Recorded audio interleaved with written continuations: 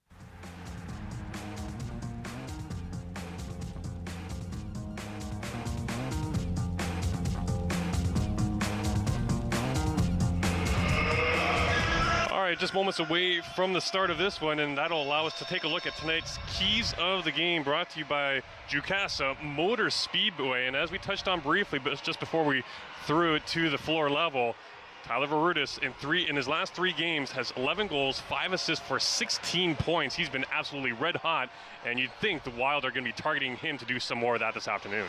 Yeah, absolutely. Tyler, I had the pleasure of coaching Tyler. He's a right-handed sniper, and he's up to 38 goals this year to lead the Wild. And you notice the other graphic there, as we touched on too. Halton Hills, 17-93 for an 18% success rate on their power play, which is pretty good, and when you stack it up with the rest of the league, just before the middle of the pack. As we're underway, once more, glad you're joining us here on Rogers TV, spending your Sunday afternoon with us. Dan Polishchuk alongside Steve Doc McGregor, as it's going to be WIlmot with the early possession. Varudis, there he is, finding his teammate in front, and a nice save right off the hop for goaltender Jordan Rousel. 1-5 on the season, 16.51 goals against average in 8 games played. At the other end, it'll be Andrew Chenier, 7-1, 6.52 goals against average in 8 games himself, as both goaltenders for the Wild splitting time this season, although the other one of the two out due to a concussion. And there is a surprising opening goal of the game for Tyler Morris, the captain of the Bulldogs. Well, we said you got to look out for him. He's their leading scorer, and he got pretty sneaky there around the net and manages to squeeze one by Andrew Chenier between his legs. Andrew Chenier being the main man for the Wild here for a little while, as Reed Fitton, their other goaltender, is out with a concussion. And that goal comes just 49 seconds into the game. Tyler Morris coming off another hat trick yesterday at Six Nations. He's got 4 of them this season. That includes a 6-goal game back in May against the Calden Bandits. So certainly a lone bright spot really on this Bulldogs roster. Yeah, they took it in the teeth from the Nations 23-4 yesterday. That's going to remain Bulldogs' possession as it hops over the bench, or the boards into the Wilmot Wild bench, rather. Scooping up that loose ball is Hunter McNair. Tried to find his teammate, Morris, again, who's undoubtedly going to see a lot of floor time here at the Wilmot Rec Complex. As Morris just tries to get things set up. Takes a look over at his bench, and it's a very sparse bench. That's also another reason why he's going to see a lot of playing time. Save made by Chenier. And it looks like Halton is running here with 9 runners, and that's tough to do in a lacrosse game with 3:20 minutes. Makes me exhausted just thinking about it, as it's the Wild again. Wyman, as it works its way towards the near side. Fake shot there. Another one goes wide of the net. Trying to chase him down is Buller, but instead it's the Bulldogs away again. The shot save made by Chenier. Nice left pad stop for the veteran keeper as he turned it aside. That was Ethan Warden earlier, number 6 for the Wild. You don't see a name on his back. He's a midget call-up for the Wild. Bouncing ball, a stiff cross check there as taking it right in the cage was Buller. And a line change for the Wild as Buller is away. With speed, finds the trailer, shot save made. And once more it's Buller as he picks up the rebound. Drops off for Rudis. Oh, and a nice backhander there. The Wild have tied it up. As Kent Radburn, as he continues his strong season. As we're all not at one apiece. Yeah, Kent Radburn, who has generally been leading the Wild in scoring all year. Tyler Brutus just passing him recently shows us one of those terrific backhand shots right in the top corner of the Halton goalie. Roswell not really having a chance at all on that. Radburn's 28th of the year as he ties it up just a few minutes after, just shy of 2 minutes after Halton Hills had opened the scoring. Goal coming at 2:41 for him. As that might spark here the home side to get going in their last regular season home game. They've got one more after this. 2 home losses on the season, and an otherwise memorable campaign for them. Not going to quite reach that 16-0 season that they had a couple years back, but pretty strong one under their new head coach, Rick Windle. Yeah, so they win this one, it's going to be 14-2, and they will have first place in the West Division of the Junior C. Luke. As there's a shot that goes wide of the net, hits the end boards and takes a big bounce right into the Bulldogs bench. Line changes for both teams as the Bulldogs will set up camp. Good crowd out here for this one, taking in the Wild's second to last game this season. A lot of little Wilmot lacrosse players running around here, enjoying the game with their parents. Oh, there's a streaking Morris trying to sneak in, and that's kind of a diminutive player is Morris. He's small but sneaky. As now the Wilmot Wild with Hudson fake the pass over to Barudis. Now coming off the bench, there's some speed and a goal for the call-up. And it's 2-1 Wild. There's another lad without a name on his jersey, but makes his impact felt almost immediately. Big goal for the Wild to go up 2-1 here, only 4 minutes in. Nice streaking play, puts it past Roswell, and the Wild are off and running here. Well, we've seen it a few times, dropping off for that trailer, and this resulted in 2 goals with that kind of set play. Nice defensive play by the Wild to knock it loose. Now Radburn gets a couple shoves delivered by Michael Holmes.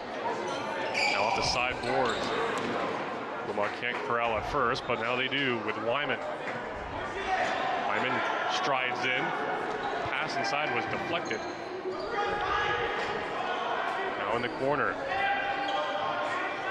Circled out, intended for the far side. Neatly picked up by Morrison. Away he goes one-on-one with Dramnitsky, and a good defensive play knocking Morris down as he made his impact felt. Yeah, that was a great play by Dramnitsky to catch the sneaky Tyler Morris, sneaky and dangerous. That's going to be a tough defensive assignment, you would imagine, all game long. Maybe, but I imagine Morris is going to slow down pretty quick when playing with only 2 lines here. It's pretty easy to get gassed in the early going when you're double shifting. Bouncing ball into the far side now for the Wild. Behind the net, looking in front. And Wyman couldn't handle the pass. 10 remaining on the shot clock as Bradburn gets it up for Wyman. Just 5 remaining. Wyman takes a look. Gets to the middle of the floor, and the save made by Rousel. As well, just trying to throw it on net and see what happens. They maintain possession. Oh, and a 2-0 opportunity goes for naught. Kind of an errant pass. Play back for Veridis. Inside it goes over the shoulder of Rousel. Just couldn't get it into the back of the net. Bulldogs come away with it. And there's going to be a penalty coming up to WIlmot here. That's what we were talking about before the start of this one. The Bulldogs will need to get some undisciplined play out of the WIlmot Wild to try and stay in this one. Walking up the floor now, Morris. Winds up well wide, and we're going to get a call here. As Wild are going to be shorthanded with 13:49 to go in the first period. It's going to be Randy Borghese going to the box, I think. It's going to be for slashing. Now I see Tyler Veridis in the box, or somebody else. That looks like Tyler Veridis in the box. Oh, it's Buller, in fact. Buller. Yeah, So we got 2. Exactly. Two in the calls. The last one coming, I think it was a cross check there, so double minors, or pair of minors, I should say. A 5-on-3 situation. There's a one-timer, and the Bulldogs have tied it. They strike quickly, and that's Brandon Pete.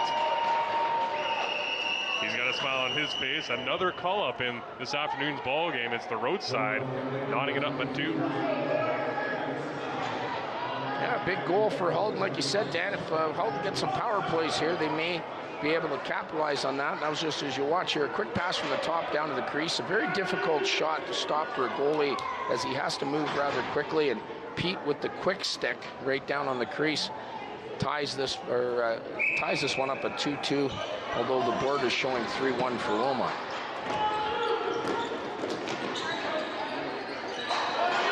One minor power play remaining here.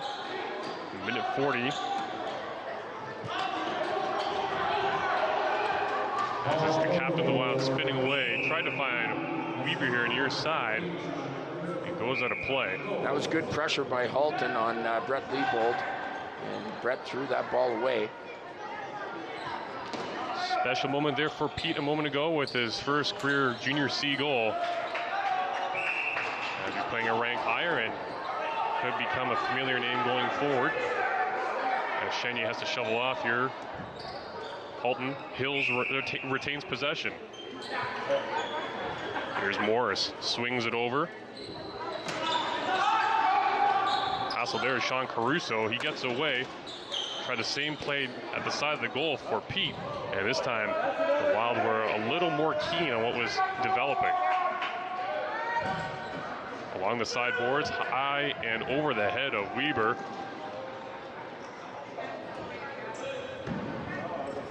Far side is Radberg. Radberg just couldn't settle it though, but his teammate comes in to support. This is Weber again. On his off wing, Weber steps into it, deflected off the left shin of Rouswell. Just 30 seconds remaining as the Wild are able to kill off some of that Halton Hills power play.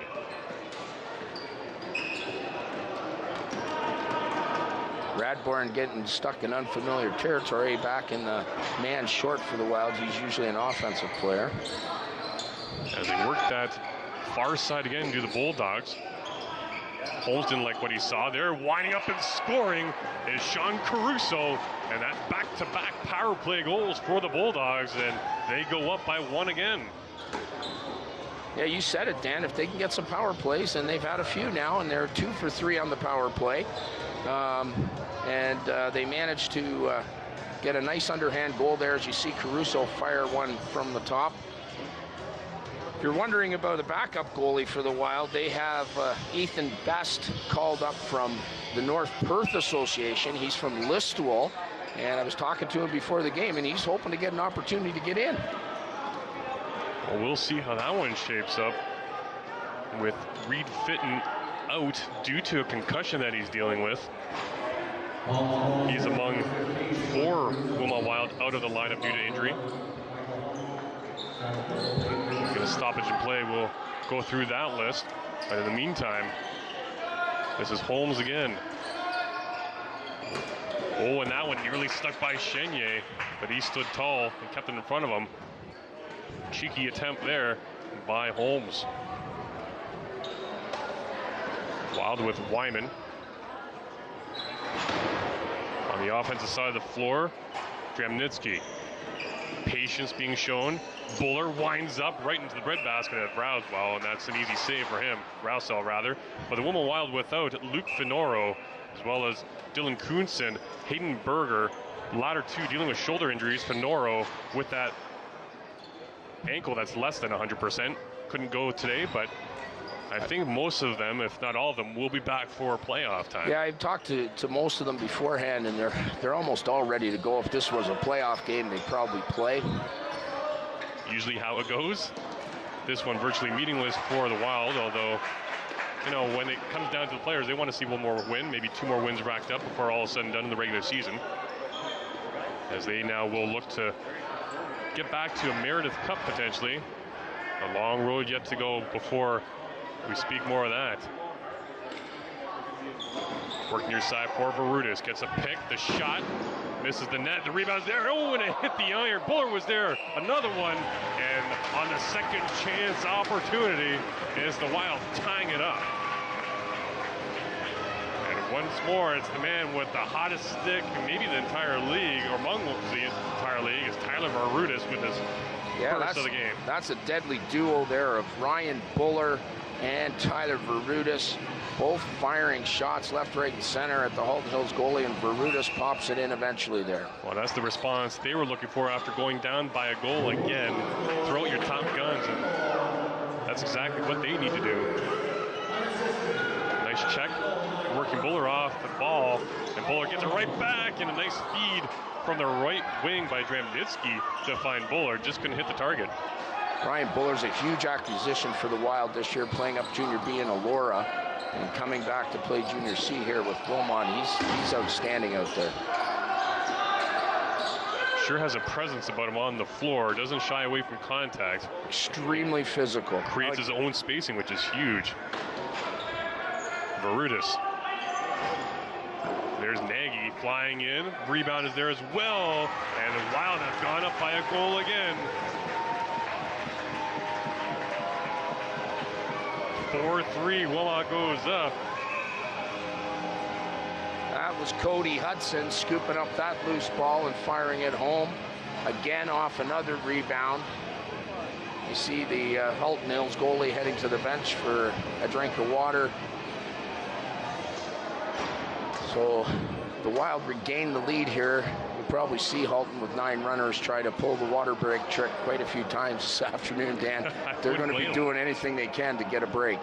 And of course, Rosell doesn't look like he has a backup here, so he's going to go this one alone. So he probably deserves a few water breaks. Well, that's the thing. We're used to it being just warm here in terms of the temperature, but you can give him a break for being the only goaltender and maybe trying to sneak in a few more breaks at the bench.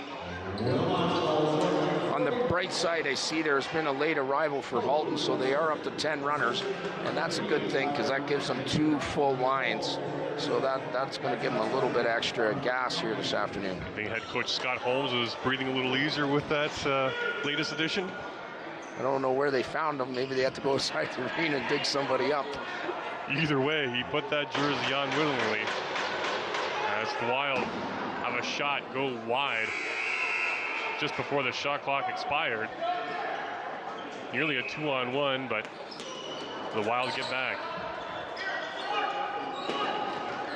Dished off here for Morris. Already got a goal in this first period. As we're just about past the midway point. Another shot goes wide, rebounds there, and they're gonna wave it off. Had a toe in the crease, did Michael Holmes. That's too bad for him because he did well to get positioning on the inside. Yeah, it was a close one. I thought that one might count actually, but he was called in the crease. So here's Wyman. We traded goals all this entertaining first period.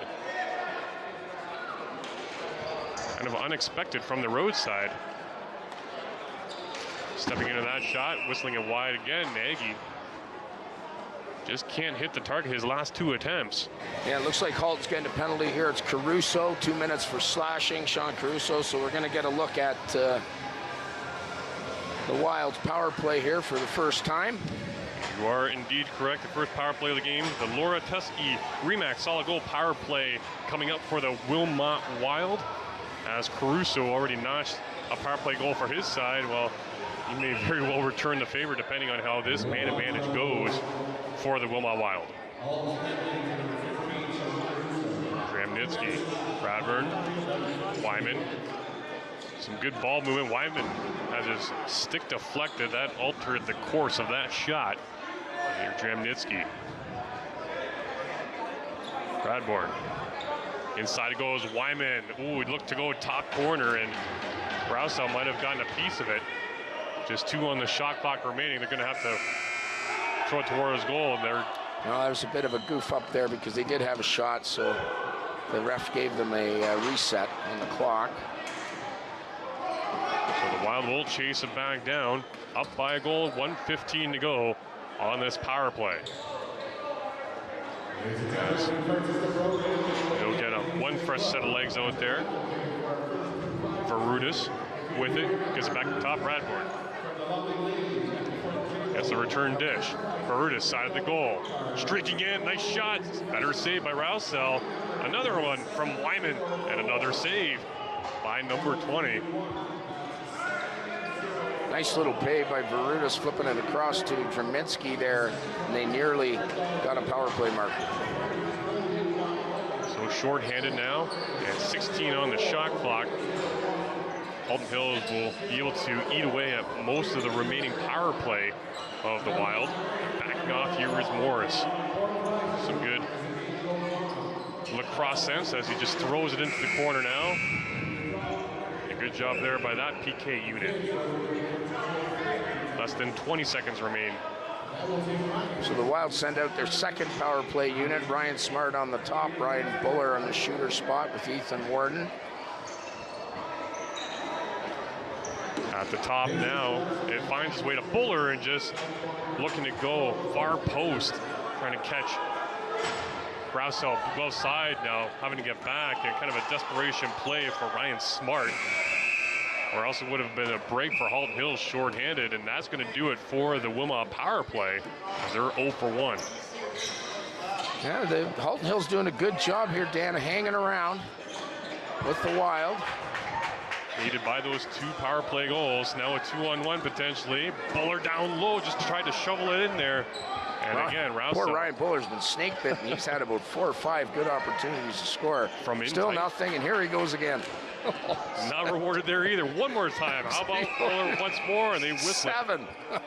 Uh-oh. Looks like Ryan Buller forgot to keep the stop when the whistle went there. So he's going to have a word with the official. The referee comes over, and I think it's actually going to be Morris heading off here.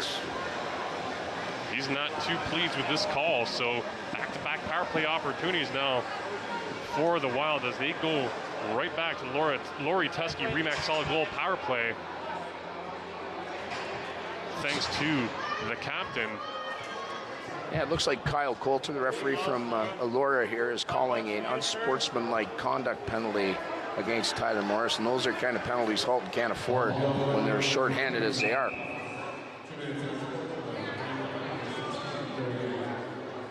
So here go the Wild again with their top power play unit out there, side of the goal.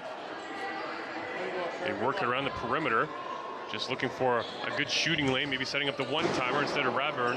He likes to shoot, rebound, a juicy one off the end boards, and Rousseau will just scoop it up, and he'll stretch the floor with it. takes a big bounce. Holmes couldn't get there, and instead, this is Braden Hahn. Great loose ball by Braden Hahn. Chases it down now in the crease and through the legs. Nagy one more time. And a good effort there from him. Nagy just tries to duck out of the way on that shot attempt, and Rousseau has a pin between his glove and pad. Have to appreciate Nagy's creativity there, right on the doorstep. That was fancy. And Halton Hill's doing a good job on the man short here. So Wild can't seem to get a power play goal. As the stick is knocked loose out of the hands of Ryan Smart, and it's going to remain Halton Hill's possession with 1:01 remaining on the Wilmot power play. So they're fortunate there, as now taking a bit of a beating there on the end board. Michael Holmes and Adam Zister doing a great job cross-checking. Trying to defend his teammate coming in. Is number 24 of the Bulldogs. And finally, his whistle dead.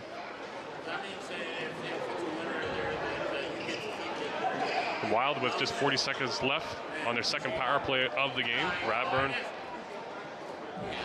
waits for Wyman to come on and shovels it off. Wyman once more to Radburn. Barudis, Wyman. Wyman thought about it. Radburn couldn't hold on to that ball. And now stepping into the passing lane are the Bulldogs. Caruso trying to get a shot away. He does, missed the net.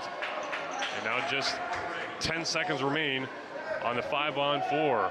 Weber pulls up, finds Varudis. One goal already for him. Shot misses. The follow-up there, Radburn's attempt doesn't go. And that one will, as Wilmot goes up by 2. Buller finally rewarded for all of his opportunities and effort this afternoon. 5-3 Wilmot. Well, if at first you don't succeed, try again. And Buller, on about his 8th good opportunity of the game here, you'll see on the replay, picks up a loose ball and just drills a sidearm from the top, beating Rousseau, who's been playing quite well for Halton, and giving the Wild a 5-3 lead here. 12th goal of the year for Buller, up to 21 points on the season.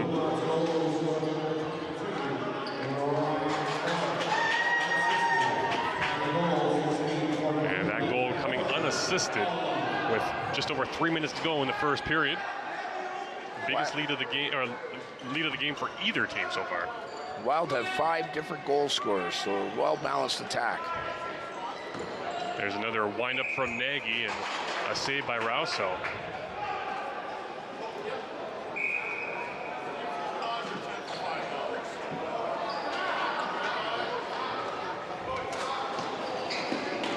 That goal also coming just as the power play had expired, so an even strength goal for the Wild. Here are the Bulldogs. Dished off for Tyler Morris, maybe trying to redeem himself here after taking that penalty. Just throws it towards the goal, nowhere near it. Now a break for the Wild. On the right wing, his off wing and shooting there was Hudson. He was looking for his second of the game. Save made by Rousseau. A big rebound that allows the Bulldogs to get the ball right back. You can see Halton a little slow to bring the ball up the floor.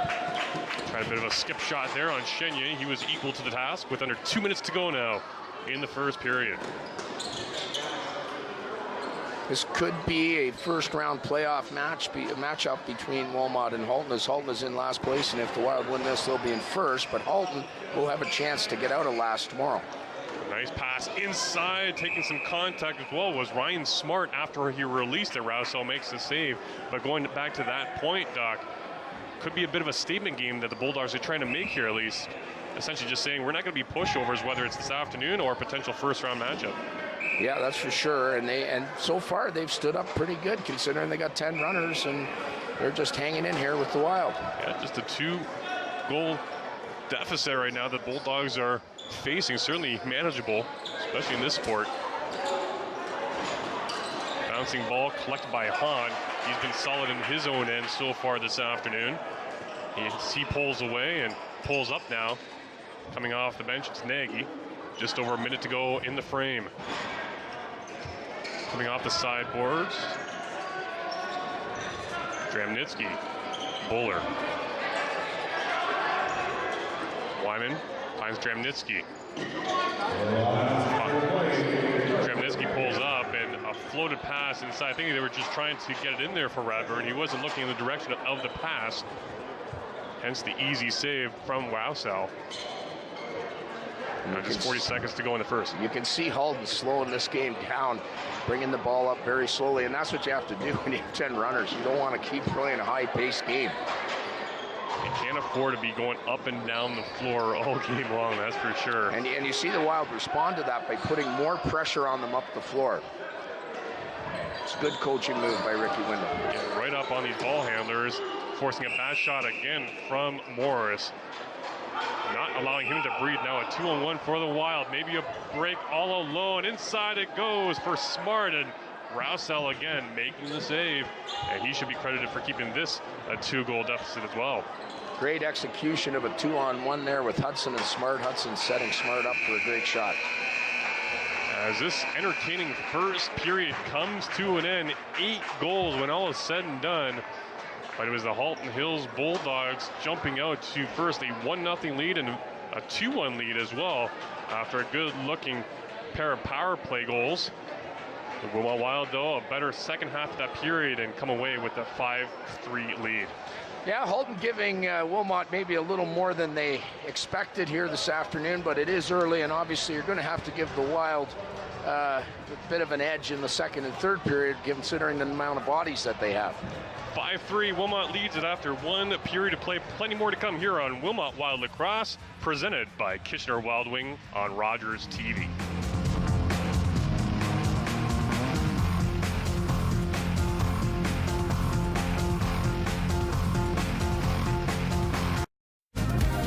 Whether you're here to catch the big game, to relax with the girls, celebrating with the team, or to just simply enjoy some great food, the Wild Wing family wants you to go ahead and get wild. TLC Pet Food delivers our premium quality food free to your door. Made with high quality ingredients, our whole life puppy, dog, and cat food has a taste your pet will love and nutrition you can trust. Online orders for TLC are delivered fresh and delivered free to your door. So who are you? You wouldn't believe me if I told you.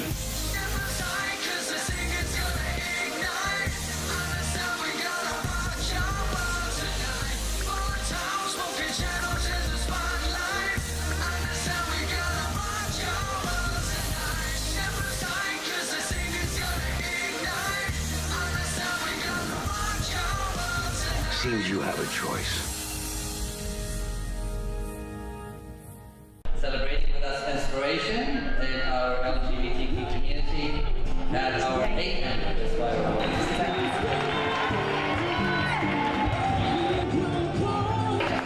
Thank you so much, and this is so beautiful. I'm so inspired by all of you tonight.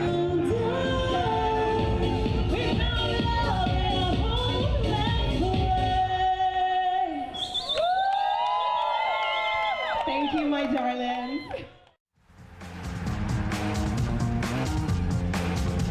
Welcome back to Wilmot Wild Lacrosse, presented by Kitchener Wild Wing.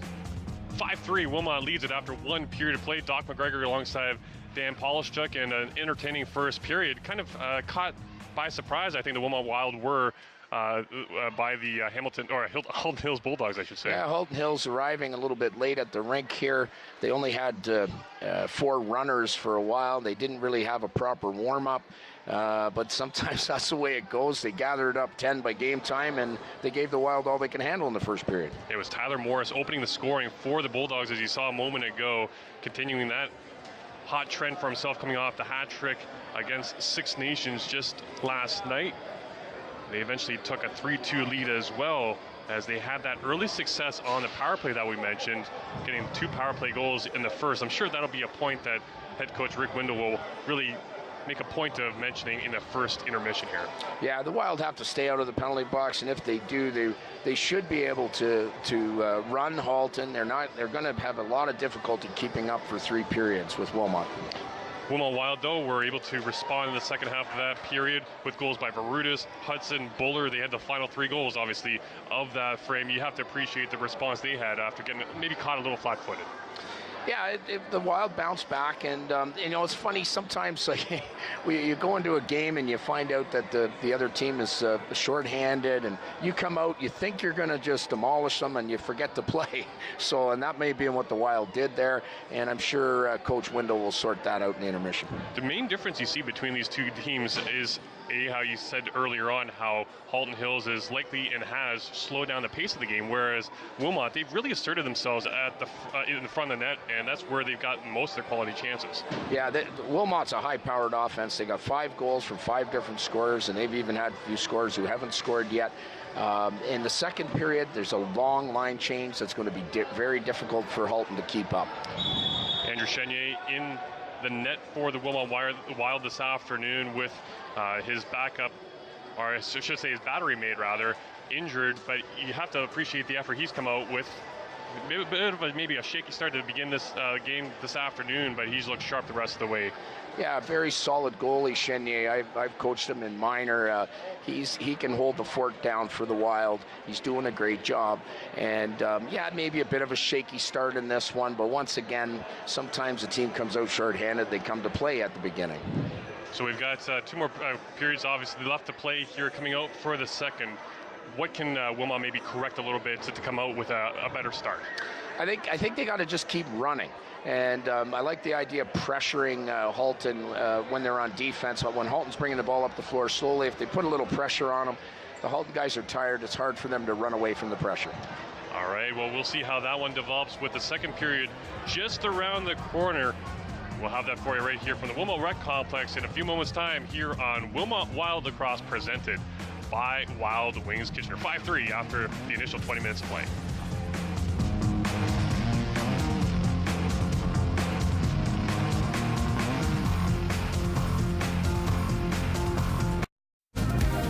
Whether you're here to catch the big game, to relax with the girls, celebrating with the team, or to just simply enjoy some great food, the Wild Wing family wants you to go ahead and get wild.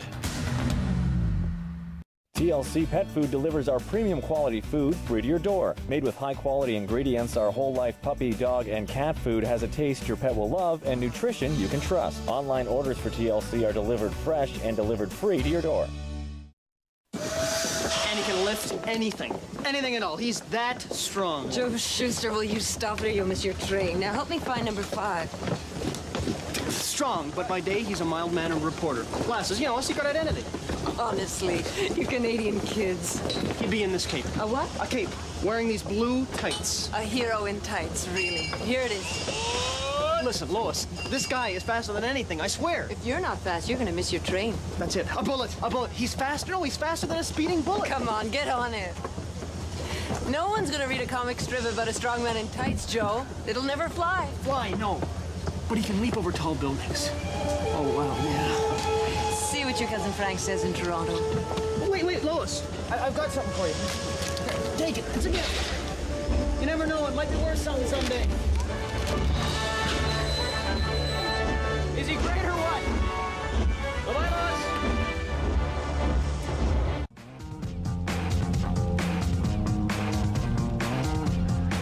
Welcome back to Wilmot Wild Lacrosse, presented by Kitchener Wild Wings on Rogers TV. 5-3 Wilmot, as we're just minutes away from the start of the second period of play, and with Kent Radburn getting his 28th goal of the season here this afternoon. It was the second goal of the first period.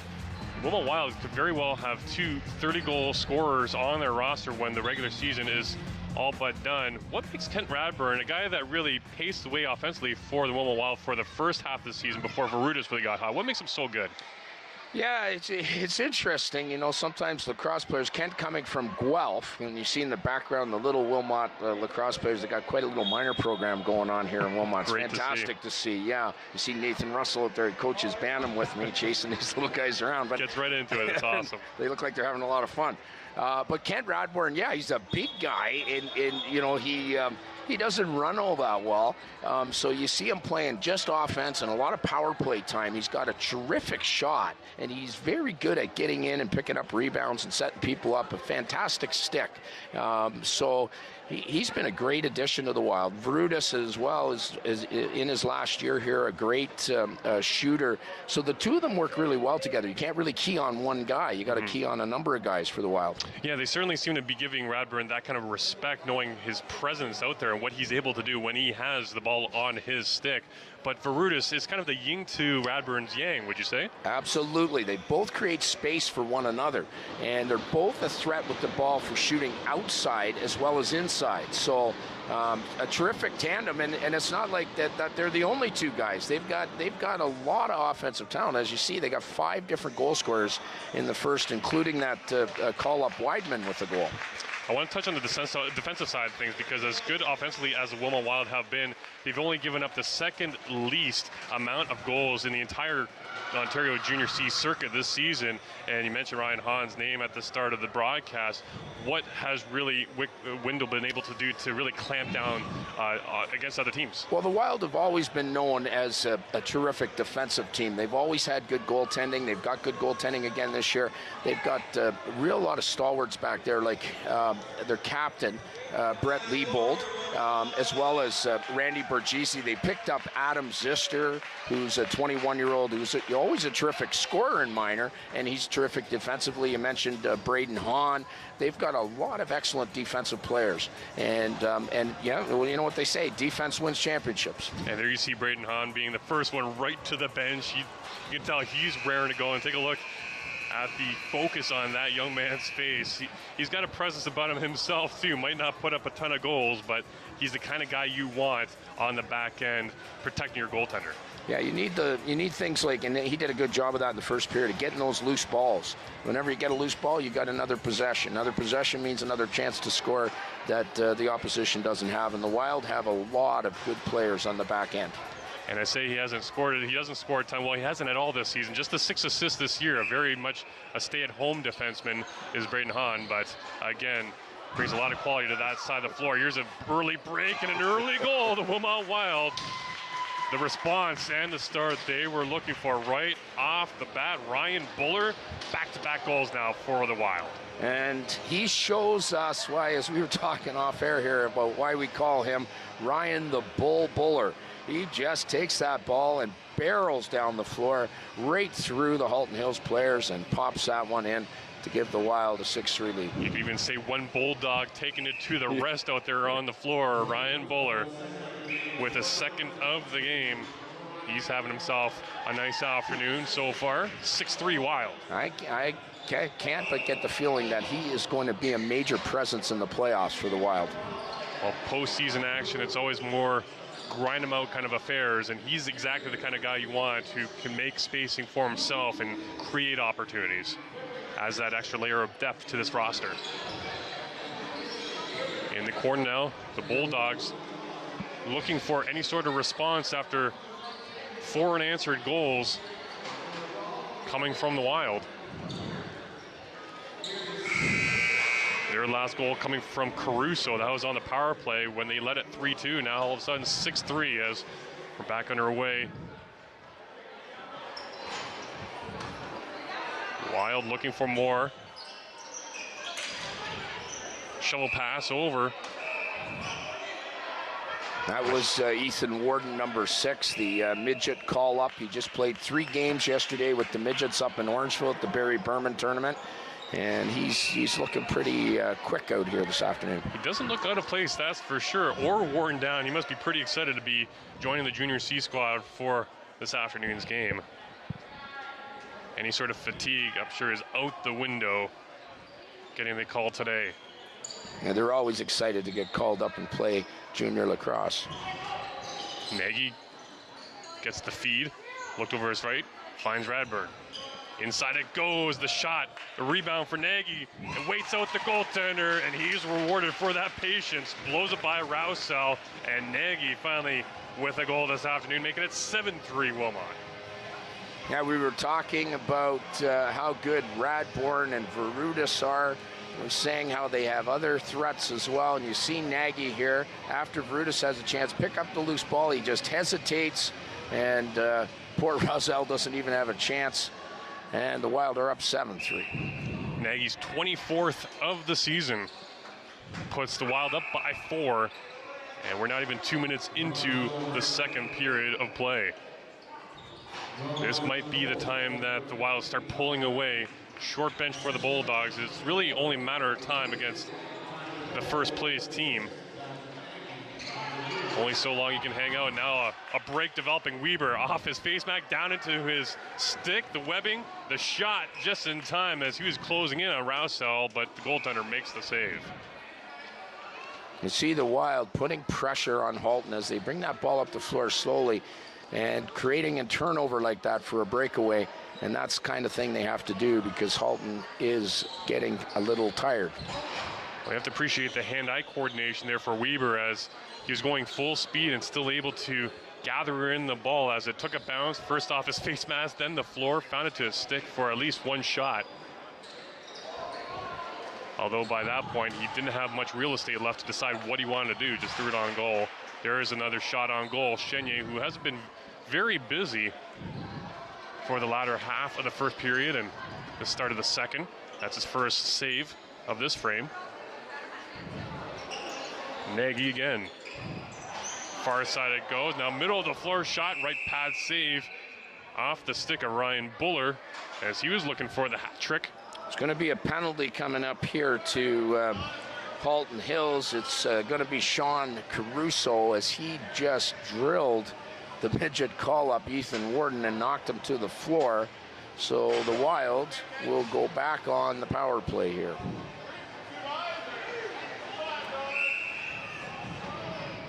Ryan Buller, one of those unheralded offensive players on this roster, depth players if you will, had a 7-goal game against Mimico just a few weeks back. 13-point game for him. That's certainly a memorable one. Yeah, 7 is incredible. Brings back Adam Oates in the NHL, holds the record in Junior A for 29 points in one game, 10 goals and 19 assists in one game. Does that eventually get boring at all? I just somehow have to wonder. Worst thing is it happened against Kitchener. Well, there's your historic fun fact of the day, courtesy Doc McGregor. Battle for it in the corner. Wilmot still with it and a fresh shot clock. Inside it goes Nagy. Spinning shot. Save made by Rousel. Nice one at that. And the Bulldogs almost pressured immediately, but breaking away here is McNair. Finds a recipient and a save made by Chenier, able to pin it with his foot. Good Great attempt. Save by Chenier. That was Matthew Mowat. Now right back at it, Nagy. Couple moves. This time Rousel doesn't back down. And kind of gone unnoticed is the fact that Wilmot is up 5-on-4. Although Halton Hills maintaining possession, now they have a jar loose, stretch pass as maybe one more shift on the power play for Wilmot. Ryan Buller, another save, stick save made by Rousel. Wild getting their second power play unit out here for the last 15 seconds of this man advantage. I'm running out on. Doesn't matter which one. Smart up top. Took a look. Instead, the shooter there for the Wilmot Wild came on the right wing. Now there's a hard shot off the iron. As winding up and giving it a go was Ethan Warden. Good job defensively by Smart getting a stick on that ball as trying to make the pass on the far side was Tyler Morris over to his winger coming up the middle of the floor. Yeah, it looks like Halton's getting another penalty here. It's Caruso again. He just got out of the box and now he's going in for unsportsmanlike conduct. And they better be careful because 5 minors and you'll be ejected from the game. And Caruso's at least up to 2. He may even have 3. So the Wild will go back to the power play again. Caruso coming into the game 4th on the team in penalty minutes. Could very well end up 1st. 27 is where he started at before today's game. Ramnitsky as the Wild work the perimeter in front. Radburn and just missed that top corner. Might even graze the post. Ramnitsky with more. Yeah, nifty the way Radburn gets right in the middle there, just looking for a quick pass and shot. Yeah, you think he's going to drift away, but all of a sudden, like that, he just hangs around long enough to get a pass and a quick shot away. That quick release, deadly. Nagy behind the goal line. Pops it up back top. Radburn gets it near side. Here go the Wild again, winding up high and over the net. And that is a shot clock expiring on the Wild. 1:05 to go on their power play. With all the opportunities they've had, Wild yet to score with the man advantage. Maybe right now is the moment. In front, the move made, and another save. Brasso to just enough. He's doing a great job in there, keeping Halton hanging around here. And that was on the Wild's top gun, Barutas. Another one off the iron. Well, Buller could have 7 goals again today already. He's only got 1 or 2. He's got 2. Right in front, one-touch shot. That just missed the net. Weidman again with the opportunity. And a haul down from behind. The Wilmot Wild will have their power play expired with Ethan Warden not getting back in the best way possible. Yeah, he got caught behind and then gave the high stick. You could tell there that Warden really wanted to score earlier, stepping up and just drilling one right off the bar. He really wants to get a goal in junior here. So after 2 quick goals to start this second period and 2 Wilmot Wild power play opportunities, we're going to see a little 4-on-4 for 23 seconds before the Bulldogs get their opportunity on the man advantage. A bit of a cross-check there. As the Bulldogs player goes down, that was Michael Holmes, and we're going to see another Wilmot penalty, and heading up is Tyler Nagy. So a 2-man advantage here momentarily for the Bulldogs. That was an interesting call. It didn't look that bad. I thought it was just going to be an interference call, but the Wild, are going to be tested on the man short here. And they're putting up as a 4-minute minor, in fact. Wow, that's called checking from behind usually. And listen to the PA announcer, that's exactly it.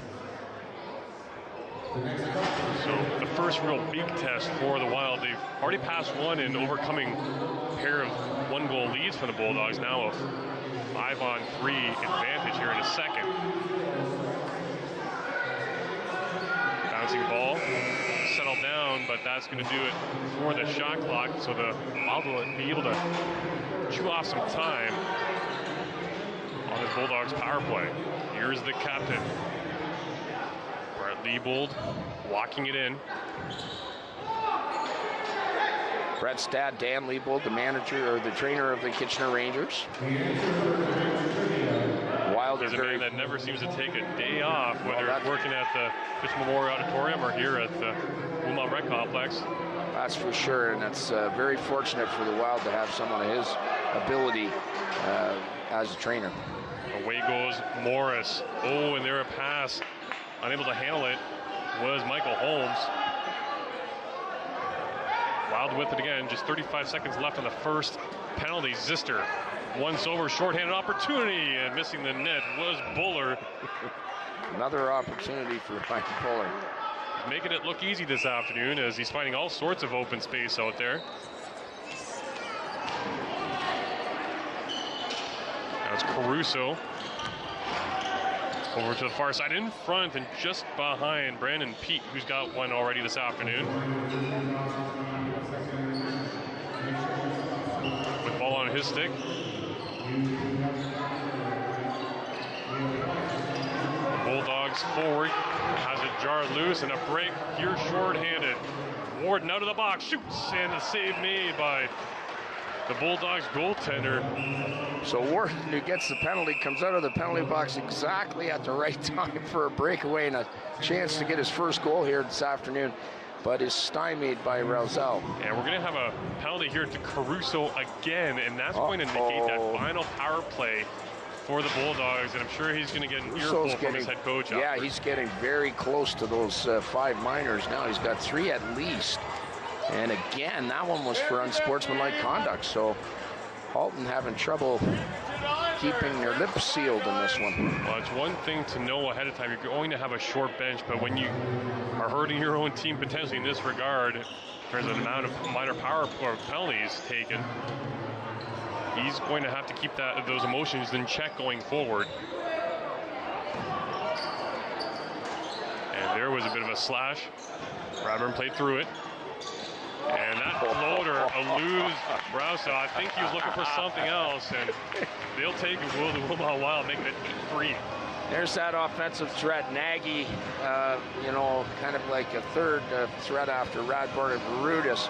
And I think if you watch this on the replay, he used Mowat there as a screen, but it looked like a Phil Negro knuckleball as he just took a little off of that, and I think the changeup really affected Russell in net. So the Wild get one on the power play here. Their first power play goal of the game. That goal coming on the Laurie Teskey Remax Solid Gold man advantage.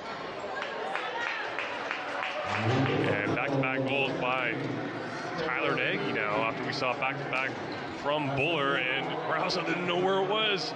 Rolled along the goal line now into the corner. 4-on-4 action continues for another minute and 15 seconds.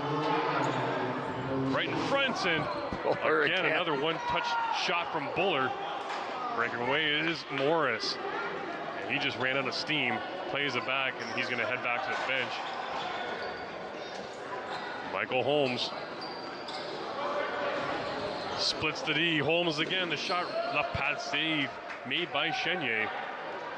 As we're past the midway point of this period and game. Spinning away, another save made by Chenier, directs it into the corner.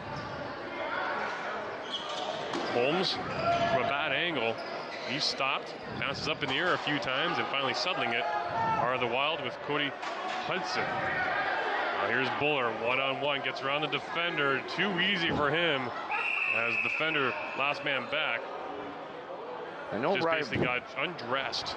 I know Ryan Buller's got 2 goals already, but he must be getting frustrated he doesn't have more than that, because he's had a ton of opportunities here this afternoon. And we're going to have a bit of a break in the action as the goaltenders head off for a bit of a water break here, and more so we're looking at goaltender Jordan Rousseau.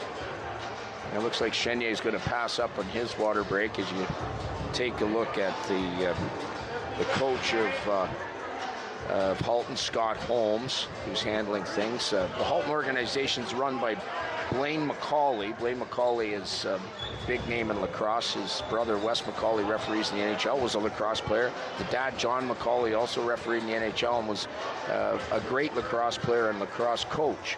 Unfortunately, died at a young age, only 44, and they have a tournament in his name every year in Brampton, a big minor tournament, the McCauley Tournament. So Halton Hill's a very strong lacrosse organization anchored by the McCauleys. And you were touching on it before the broadcast, before we went to air, of the talent pool that's available in that area. So you see this struggle that the team is going through being really short-lived when all is said and done. Yeah, they have a great minor program, a great junior B team. So they won't stay on the bottom for long. Just 7 seconds left on the 4-on-4, or rather the 4-on-3 now, with an extra man in the penalty box for the Bulldogs. Coming back onto the floor now for Halton Hills is Caruso, heading off on the power, or the second penalty. Yeah, looked to be Michael Holmes. Yeah, it looks like we got another penalty now to the call-up wideman for high sticking. So that will even up things again. We're seeing a parade right now to the penalty box, as it wasn't in fact Holmes for the Bulldogs. He's out there on the floor at the moment, waiting for the play to start again, and it's whistled in right now with 8:55 to go in the second period. So some more 4-on-4 for at least a minute 19 seconds. Getting hit hard and roughed up in the corner. 2 number 9s going at it.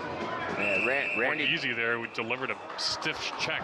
Randy Borghese, another good Wild player on the back end. Good checking, has a little bit of a mean streak to him, a tough kid.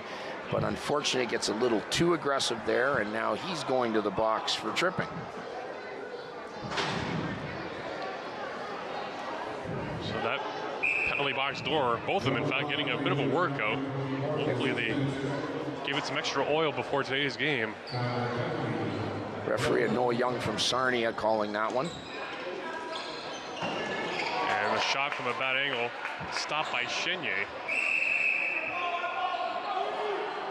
His officiating crew really keeping things in check, regardless of what the records of these two teams are. Jack Mowat on the crease for Halton is a big boy.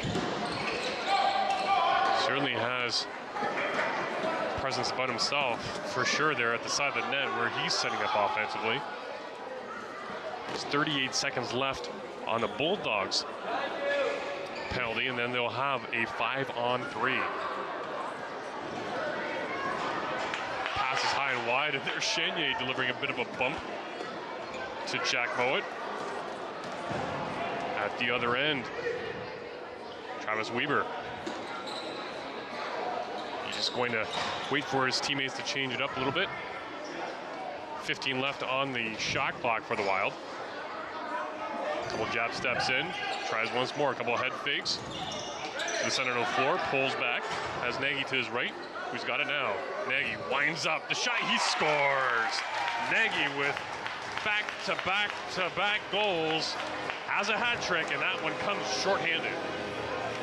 Yeah, the Wild doing a good job of using the 30-second clock, killing the time on the penalty, and then the always dangerous Nagy gets set up by Weber here, takes a couple of steps in, an outside shot, and notches himself a hat trick here, and he's a very deceptive shooter, and the Wild have taken a 9-3 lead here. And another 4 goals with Nagy now up to 26 on the year. Could have very well end up being a 30-goal scorer himself. We'll see how the rest of this game plays out, as well as their last regular season game on the road for Tyler Nagy. His 4th hat trick on the season.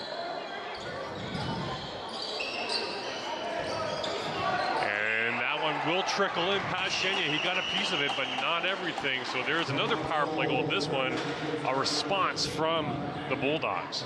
That was tough for the Wild there. They're 2-man short, but Halton set up their big scorer Tyler Morris on the crease, and you can't give this guy too much room. Watch this. So Tyler sees, I've got an opportunity here. I step in front, a little bit of a fake, and he finds the opening between Chenier's legs for his 2nd goal of the game, and closes the gap to 9-4.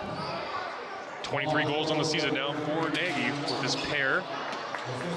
The left wide open, and there'll be the call-up, getting the pass, and his 2nd goal of the game. Blake Weidman had one in the first, he's got one in the 2nd, and it's back to a 6-goal Wilmot Wild lead. Yeah, Weidman call-up, I'm not quite sure where he's from, but he's awfully good, he's quick. Just taking a penalty there, and he comes out of the box now and pops one in the top corner, and now has 2 goals this afternoon. Head coach Rick Wendell will appreciate that, kind of redeeming himself. Was the call-up.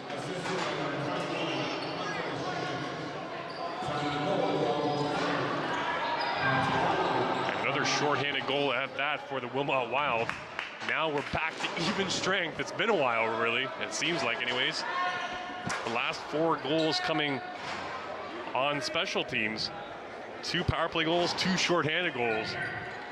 We've been treated to everything here in Wilmot. And there's another nice dish and finish. And it's Tyler Verutis with his 2nd of the game. We were talking earlier, Dan, about how these two work together, and you see there, Radbourne doing a terrific job, and we'll see on the replay here, setting up Tyler Verutis, cutting through the middle. Radbourne spots him here, and very deceptively feeds that ball in to Verutis.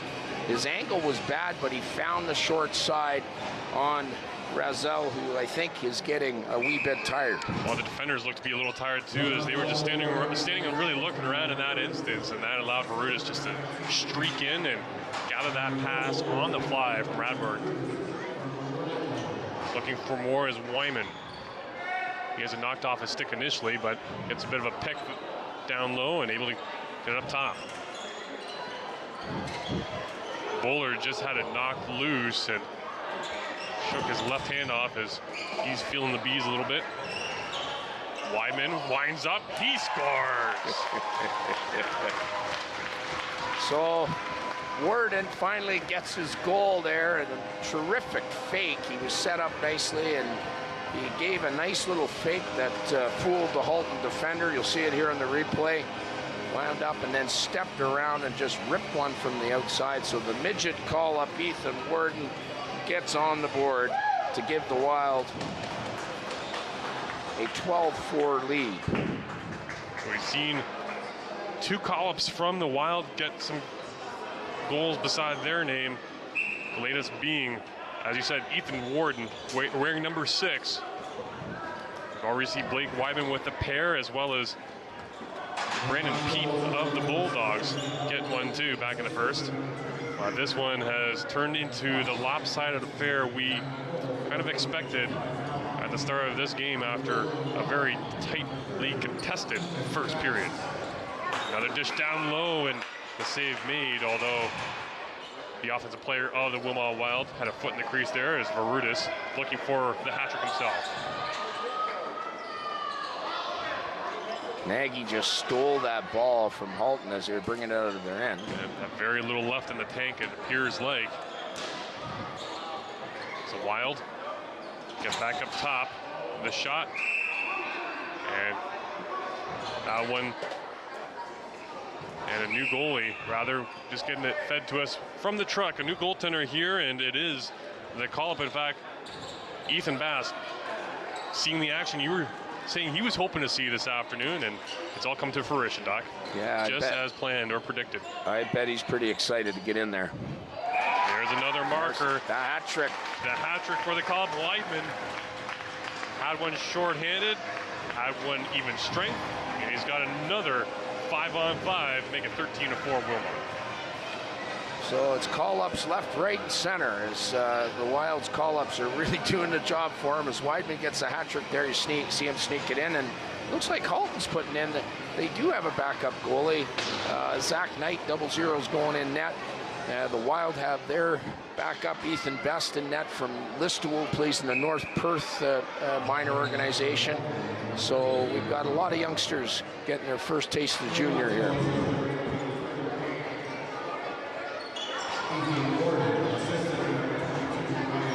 So 13-4 now, Wilmot with the lead. Under 4 minutes to go, make it 14-4, and they're going to wave it off, in fact. Yeah, it looks like a crease call. That was Matt Wyman, who hasn't scored tonight. A great player for the Wild. Two-way player, transition player, but got a little too close to the crease there. The Wild now with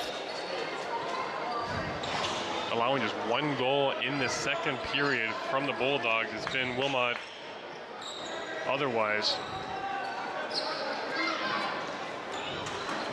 They've outscored Bulldogs now 9-2 in this second period. As sometimes you just have to appreciate a good effort here, Tim. If we get a chance to see this again, that's Tyler Morris scoring his hat trick. He just outworked the Wild there, getting himself set up in scoring position. You see him beat off defender Borghese, and then another two fired hard from the outside and beats Ethan Best, who gives up his first goal of the night here.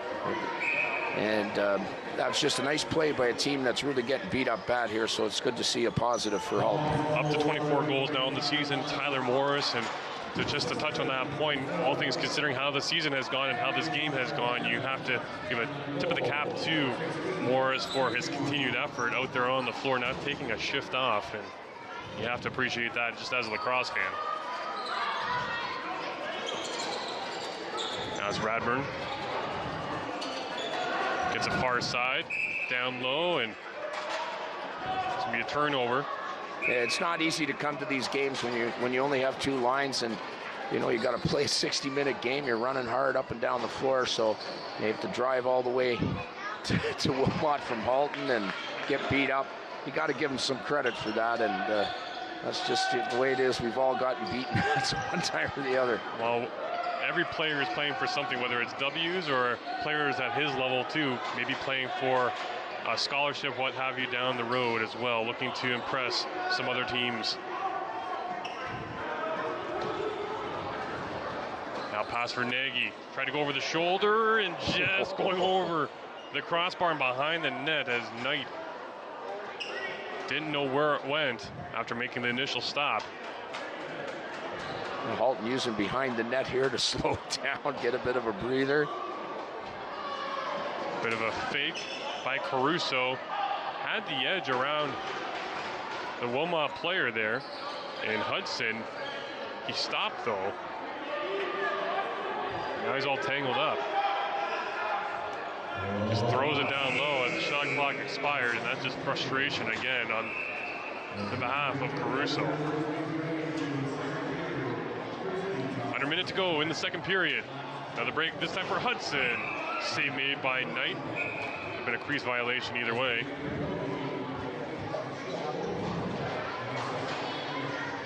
And again, you see the exhaustion really written all over the face, looking back at Caruso, just walking it up. He's content just to play the rest of this clock off. Shovel pass here, nice drop off. Yeah, Caruso can't even make it up to the offensive end anymore. And this should be the last possession of the second period with Verutis dishing it off. And that's exactly what's going to happen with Buller taking a glance at the clock. Once more, Kramnitsky, save made, and there the buzzer will sound with a dominant second period having just been completed by the Wilmot Wild. They find themselves up 13-5. They led by 2 after 1 period of play. Well, it's by a heck of a lot more after 2 frames here in Wilmot. You see the backup goaltender is in, and then that really tells you all there is to need to know here at this point of the game. Yeah, his hair is dry right now, but it'll be wet in the third period. So the Wild just pouring it on here. They smell first place. They get this win here, they're going to take first place. Looking to lock it down. One more period to go here in Wilmot. 13-5, the Wild lead it on Wilmot Wild Lacrosse, presented by Kitchener Wild Wings on Rogers TV.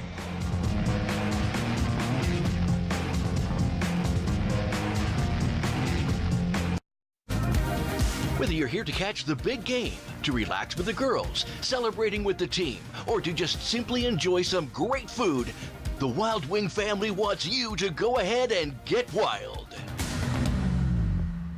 TLC Pet Food delivers our premium quality food free to your door. Made with high quality ingredients, our whole life puppy, dog, and cat food has a taste your pet will love and nutrition you can trust. Online orders for TLC are delivered fresh and delivered free to your door.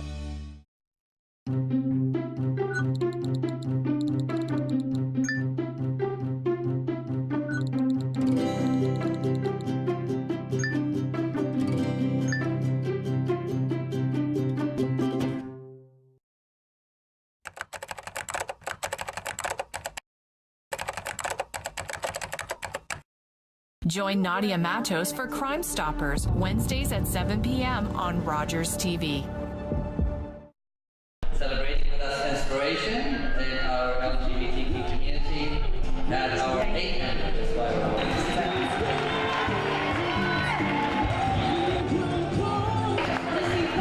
So much, and this is so beautiful. I'm so inspired by all of you tonight.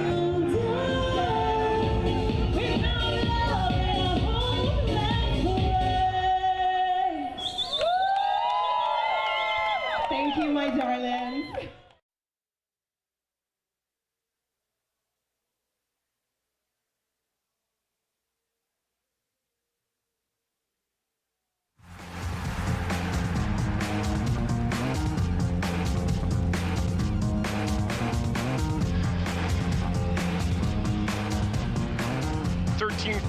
Wilmot leads it after 2 periods of play here on Wilmot Wild Lacrosse, presented by Kitchener Wild Wings on Rogers TV. Dan Pollock alongside Steve Doc McGregor, and that was a better looking second period, wouldn't you say, Doc?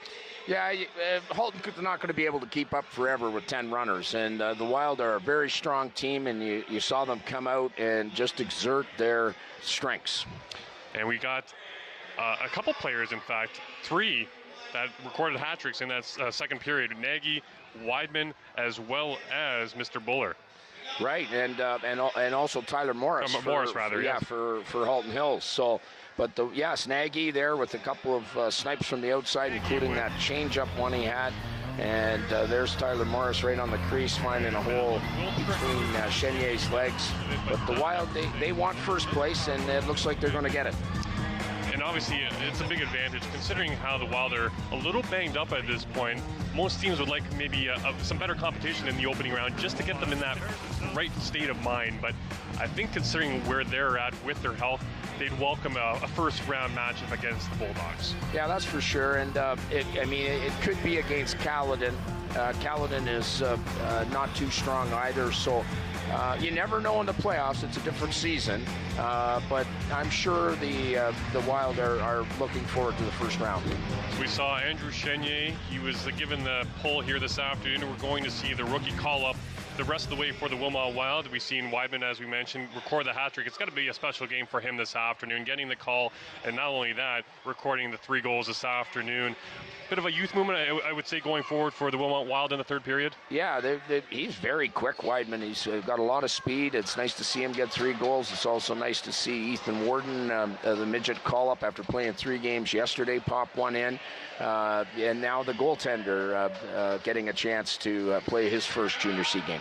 We saw Wilmot with 7 unanswered goals before Halton Hills had a response in that second period. The quicker start certainly helped. Yeah, that's for sure. And so the third period is going to be even tougher for Halton. We'll see how the Wild approach that, whether they lay off a little or whether they go full throttle. Well, since we have the opportunity, let's talk a little playoffs here with the Wilmot Wild. We touched on it earlier. They've already made 1 Meredith Cup appearance in their franchise history. What makes this version of the team maybe a bit stronger to compete for a potential title?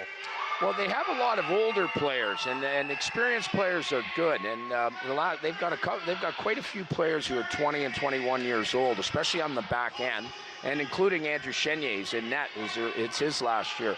So that's the kind of thing that goes far in the playoffs, experience. But they're going to have their work cut out for them with Brantford and Six Nations and Fergus and Oakville. There's a lot of good teams in the Junior C Loop. Who would you give the edge to right now? This where things sit at the moment. Obviously, Wilmot at the top of the table at the moment, but come playoff time, it's a different ballgame. Well, we've seen this Brantford team a few times, and they're very pesky. And they had a few guys away early in the season that cost them a few losses. I think, and they're the defending champions. So I think you got to look out for Brantford, Nations, and Wilmot would be the 3 teams that are definitely in the hunt. Now, that's just the West Division. When you get over in the East Division, there's a few good teams over there, including Whitby and Peterborough, that they're going to have to be watched. Along the way, the Wilmot Wild have had their fair share of blowout victories. Just the 3 losses this season, 2 here at home, 1 on the road. But of those other wins, they've been able to really come out on top in narrow affairs, which I think bodes well for them come the postseason as well. What's kind of been the X factor this year that could help them in the postseason win those close ball games? Yeah, again, I think experience. You've got a lot of experience on this team, especially on the back end. We also have Ryan Buller, who's been an excellent pickup for them, and as long as these call-ups keep performing well, they're going to be in real good shape. What have been some of the systematic changes that Rick Wendell has maybe introduced that improve this team time around? Yeah, I'm not sure if he's made a whole lot of changes. Kent Radbourne was a new player that was brought in who really anchors the power play. It was more kids that were brought in. Adam Zister on defense, who's a 21-year-old who's actually been a really good offensive player through his minor career and is doing terrific on defense for them. I think it's just a case of everything coming together over the last 2 or 3 years. Now with an 8-goal lead going into the third period, you mentioned the kids. I think they're going to get a chance to play this third period. How fun is it as a coach to throw them out there and see what they can do? Yeah, it is a lot of fun. It's fun for the other players to get to see them rejoice a little, score a few goals, and sort of get a glimpse of what their futures may be. Perfect. Well, 13-5 is where we stand after 2 periods of play. We've got the backup goaltenders in net for both teams with Rousseau, despite his efforts, having gotten the yank for his backup night for the rest of the way. The Halton Hills Bulldogs will be looking just to inch a little closer to make that scoreline just a bit more respectful. Wilmot Wild looking to clinch first place in the Junior C circuit here as we throw it to a quick break here on Wilmot Wild Lacrosse. presented by Wild Wings Kitchener.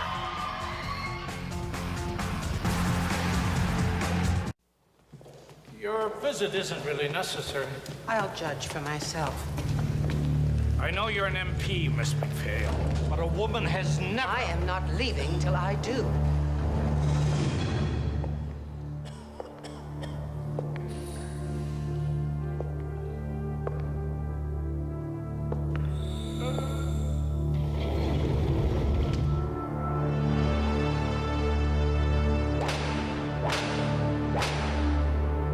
How can such a society be called civilized? If those appalling conditions don't change, that prison will explode! Perhaps our lone lady member is too fragile to know what is normal in a prison.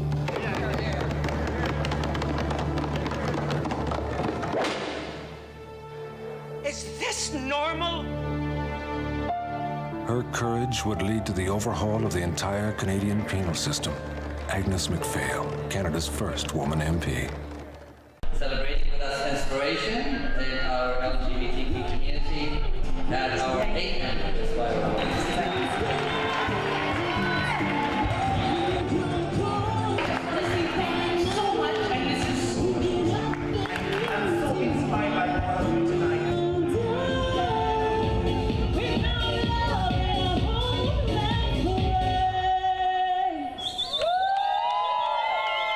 Thank you, my darlings. Third period just about set to start here in Wilmot. Wilmot Wild Lacrosse presented by Wild Wings Kitchener.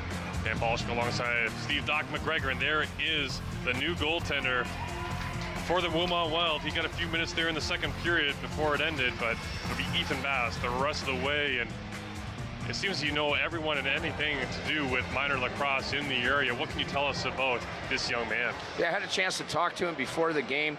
He's this is his third game that he's here with the Wild, backing up because Reed Fitton is injured with that concussion.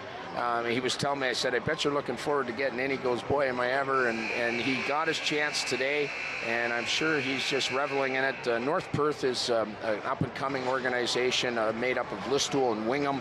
And he's from Listowel. He told me it was only a half-hour drive here, so it's great for him to get an opportunity at the junior C level. It's going to be a good chance for us to maybe see a goaltender of the future for the Wilmot Wild, as you see the other end of the floor, and that is Zach Knight wearing the double zeros for the Halton Hill Bulldogs. A lot of excitement in the intermission. They were throwing T-shirts up in the crowd. They had Wild players out throwing them, and we nearly got hit ourselves. Dan, the camera got hit, so fans were all going crazy for a free T-shirt. Wayne Paddock always has something exciting going on for the fans. Anybody who wants to come down and watch the Wild, especially in the playoffs, they should make their way down to the beautiful Wilmot Recreation Center for some Sunday afternoon lacrosse. Absolutely, and most of this crowd has stuck around for the home regular season finale for the Wilmot Wild, despite the scoreline being as lopsided as it is at the moment.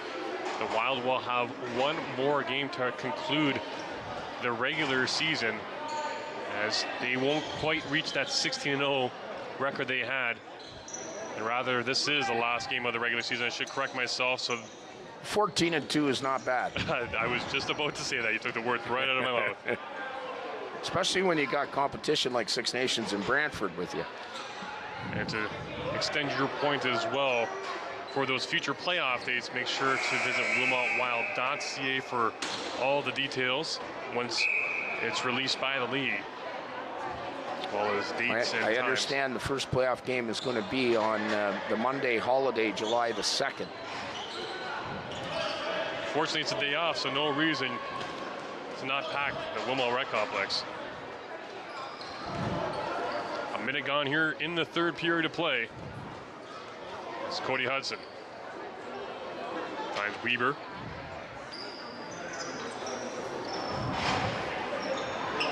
Barudis coming off the bench. Bradburn, and the shot and goal. Had to hesitate there for a second, and a very subdued celebration, as you would expect from Bradburn, with the score line being what it is. Yeah, earlier in the second period, you saw Radbourne set Tyler Barudis up for a goal. We talked how well these two work together. And right here you see Tyler Verutis set Radbourne up for one. And so they both have a pair of goals here this afternoon, and the Wild now are up to 2 touchdowns with a 14-5 lead. Radbourne had his first of the game back at 2:41 of the first period. He's got his second at 1:48 of the third.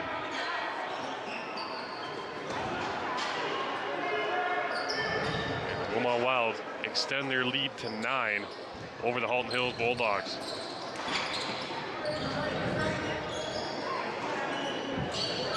Peeling away is Morris. He's already got a hat trick of his own. Dish inside, that took a skip before it got the stick of McNair. And it's Bass just calming it down.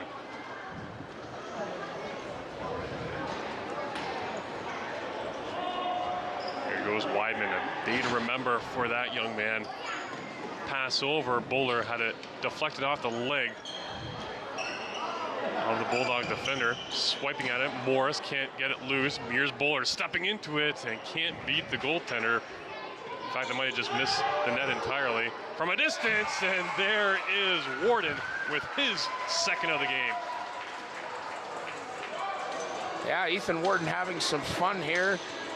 Again, the KW Brave midget call-up fires one from well outside, but he had to shoot from out there because the 30-second clock was about to go, but that shot was from a long way out, and he beats Knight on the short side, and he gets a second goal, and the Wild are up to 15. Howitzer from a distance even on the hope and prayer from Warden. As you saw, Morris even duck on that attempt. 15-5 in favor of the Wild. The crowd loving every minute of this. Season high scoring output for the Wilmot Wild, 23. That came in a 23-4 win over Mimico. I'm not sure if we're going to really reach that, but still 15 minutes to go in this one. Wyman with the loose ball. Radbourne shoots, save made by Knight, as he maybe eases into the action a bit more with that stop. Ricardo Villa gets knocked down, and that's not an easy thing to do, but Dramnitsky did just that.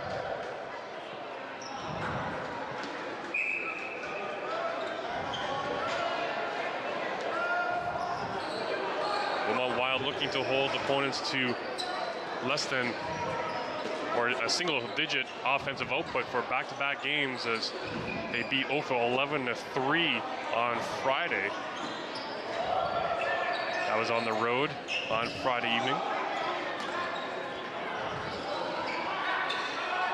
Spinning away, and that one took a weird bounce as looking to make the glove save, or ready to at least, was Bass, and then it took a hop the opposite direction. Bulldogs retain possession. Here's Morris. Throws it behind the goal. Well wide and high of the intended recipient. Jack Mowat trying to just get it loose. And that's Hunter Schmidt, who couldn't get to it before it hopped into the Wild bench. I haven't mentioned Schmidt's name all too often this afternoon, but again, we'll get some extra playing time here in the third, likely. Yeah, another defensive player for the Wild who's done a real good job back there keeping the goals against down. There's Hahn. And again, what we've seen a couple of times, any bodies around Hahn, they're going down.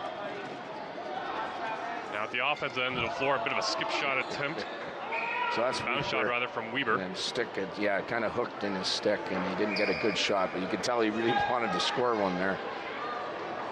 Sometimes you find when you're up this much, the defensive players are looking to score one as well as the young guys. That's just that you can control as much as you can in terms of who you're putting out on the floor if you're the head coach, especially of the Wilmot Wild.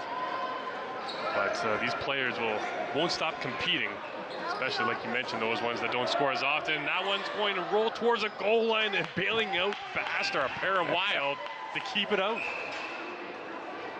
That's full credit to Hawthorne as well as Travis Weber. They saw the ball bouncing around even though Bass didn't know where he was at. And you can see this here, Dan, they've got 2 rookies and 3 defensive players out on the floor for the Wild here. So out with the captain. Coach Windle trying to get some guys to get some goals. And that went off the post. Warden nearly got his hat trick there. That'd certainly be an interesting event with 2 calls getting hat tricks. You mentioned Braden Hahn hasn't got one. They've got him out here looking to get his first goal. Goalless this season with the 6 assists. There's a dish for Schmidt, a little too high for him as he climbed the ladder. Couldn't bring it down. And Hahn had the pass go behind him. Now from the goal line, trying to sweep it around. Fresh shot blocked, but it's Morris away. Looking for goal number 4 potentially right here. Morris shooting, and he scores. He's got it.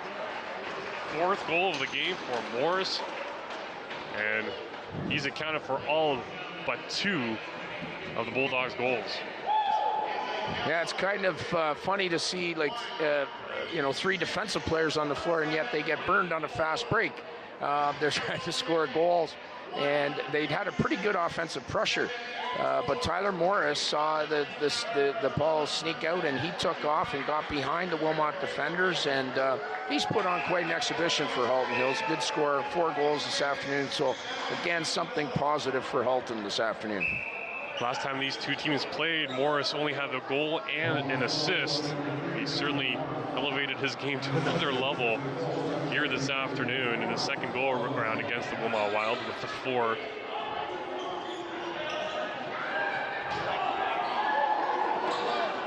As the Bulldogs come right back at the Wild, shooting, they score back-to-back goals for the Bulldogs, and the Wild can't afford to take a shift off here, and Bass takes a look at the bench.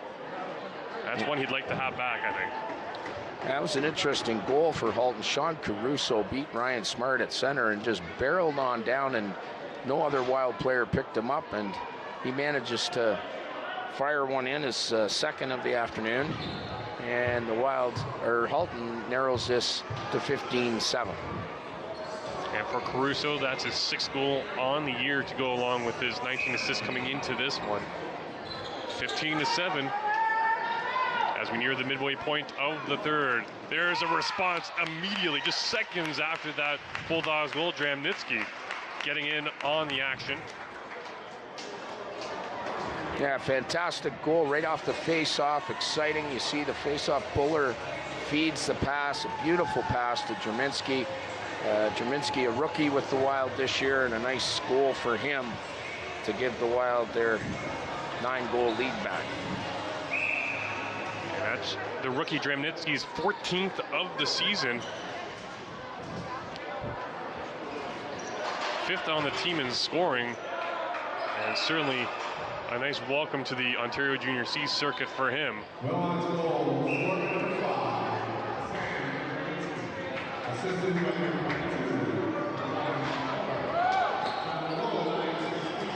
Near side, Morris. It's been really a one-man show for the Bulldogs. Crashing through the crease area. That was Mowat. And the bouncing puck will find the stick of Bass. Bradburn.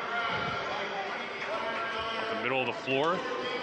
Elects to hold himself and walks it over to the far corner. Trying to direct traffic, finds Weaver all alone. Save made by Knight. Bouncing puck there at the fringes of the crease. And Weaver, for his hard work, will get rewarded. Gets the ball right back. Fresh shot clock as well. Weaver winds up. Nope, he pulls up, in fact, on the big shot. Bobbling it. Rebound as the save was made off of Hudson's shot. Still bouncing around and finally plays whistle dead. It's going to be a Bulldogs possession. Now it looks like there's going to be a penalty. It looks like Noah Young from Sarnia there is calling Halton Hills number 25. That is Aaron McDonald. And not sure what the call was there, but the Wild are on the power play.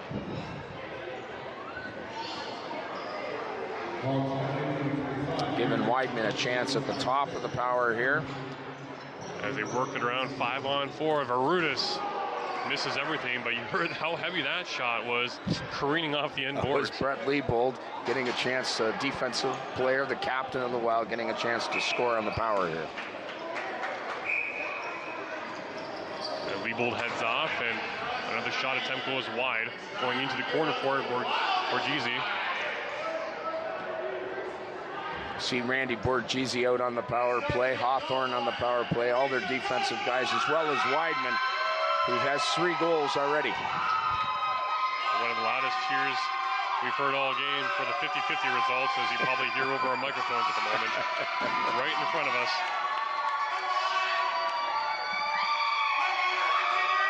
As the play continues, despite the audio levels going way up. If that doesn't tempt you to come out to a Wild game, I don't know what will. It's the most excitement we've had in the building all afternoon. Pass down low for Hawthorne, a save made by Knight.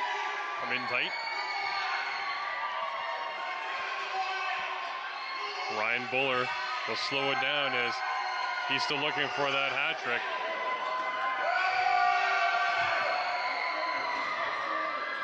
Deafening screams from this crowd as the Bulldogs have just 20 seconds left on their power play. Just looking for a quality opportunity here. Bounce off the corner, in front, the fake, and the shot just over the net. The rebound, Bass made the save, or might have even been the diving defender, Barutis, the forward, helping out. And in fact, Blake Weidman, I think, made a stop too.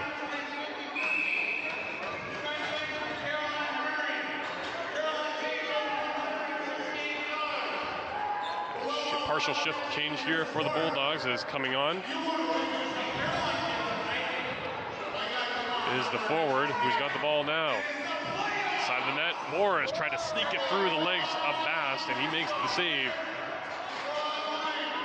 Shut it down quickly enough. Here's Buller. Does he get a chance here for 3? Stopped by Knight. Nice save there from double zeros of the Bulldogs. Squeaking along the sideboards, Caruso, as he cruised past his bench. Now he holds up. Just over 6 minutes to go in regulation.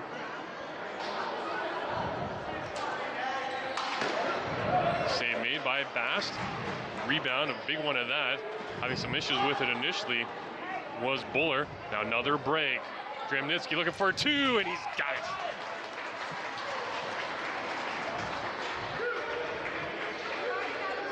Yeah, 17-7 for the Wild. Dremnitsky puts his head down and goes off to his bench. Yeah, another Buller Dremnitsky combination. They did it once before this period off a face-off. They do it again there. Dremnitsky with a really nice touch around the net. Buller with the great pass. And the rookie Dremnitsky gets his 2nd goal of the game.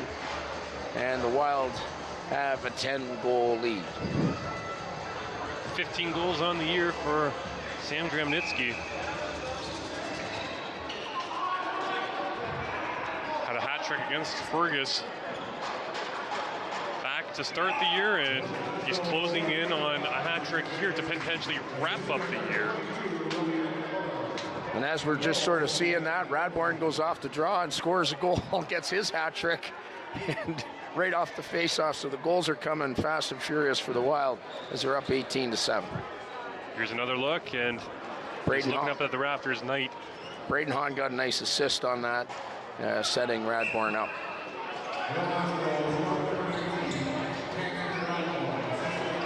It's number 19 with the ball in his stick again. He's going to find Hahn. Will he get his first of the year? Save made by Knight. And you have to appreciate that from the coaching staff, giving Hahn every opportunity to break that goose egg. And there's Hahn again, scooping up that loose ball. He's going to wait it out, though, as a pair of his teammates went off for a change. Here they come again. Weidman, Schmidt, Hawthorne. Side of the goal, and they score, and guess who? Jordan Hawthorne. Getting the mark as a defender. Yes. Doesn't score all too often, obviously. No, it may have been his first by the hooting and hollering that was going on the Wild benches. All the Wild are happy to see him. It is indeed his first point of the season. Let's take a look at that. He gets it in between the 5-hole on Knight coming from the corner, and good for him as the Wild make it 18-7. And it looks like Weidman got an assist on that one as well. So what a night for Blake Weidman. Has been indeed. Hawthorne with his first goal of the season. Defenders played in all but one game this season. 3:34 to go. And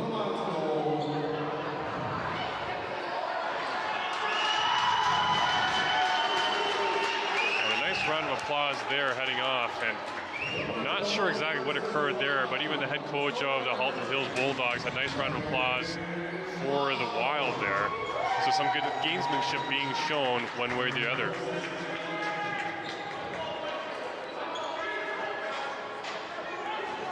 We have to appreciate that camaraderie between these two teams, and they're bobbling the shot Knight. Running backwards and underhand backhand shot. That was quite something. Good display of skill here this afternoon, with the scoreline being what it is, 19-7. Making a move, slips through a couple defenders, quality opportunity for Michael Holmes. Smart brings it down, takes a look around, no white jerseys around him in close vicinity, so he's going to wait it out. Just 10 seconds left on that shot clock. Warden, far side. Weber, save made by Knight, goes into the netting. It's going to remain Wild ball. Back pass. Zister from in front of the net. Weber again, heavy shot, misses everything though. That'll find its way back to Bast as he corrals it. Here goes Weidman. Weidman cuts in the middle of the floor, trying to flip behind his back, helping him out. Weber again with his third shot on this shift. And a save made by Knight. There the buzzer sounds for the expired shot clock. So it'll be a Bulldogs possession with 1:34 to go.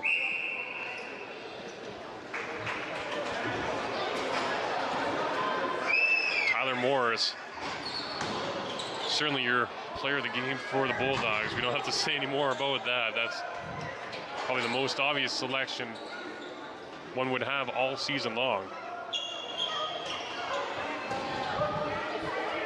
Arudis, there's the captain of the Wild, Leibold, taking his time. Nice pass over. With 9 seconds left on the shot clock, the shot, shoulder save made by Knight. Crashing the crease that time was Radburn, looking for number 4 perhaps. Under a minute to go now as the Wild looking to wrap up their regular season with their 13th win. Finished 10 games over 500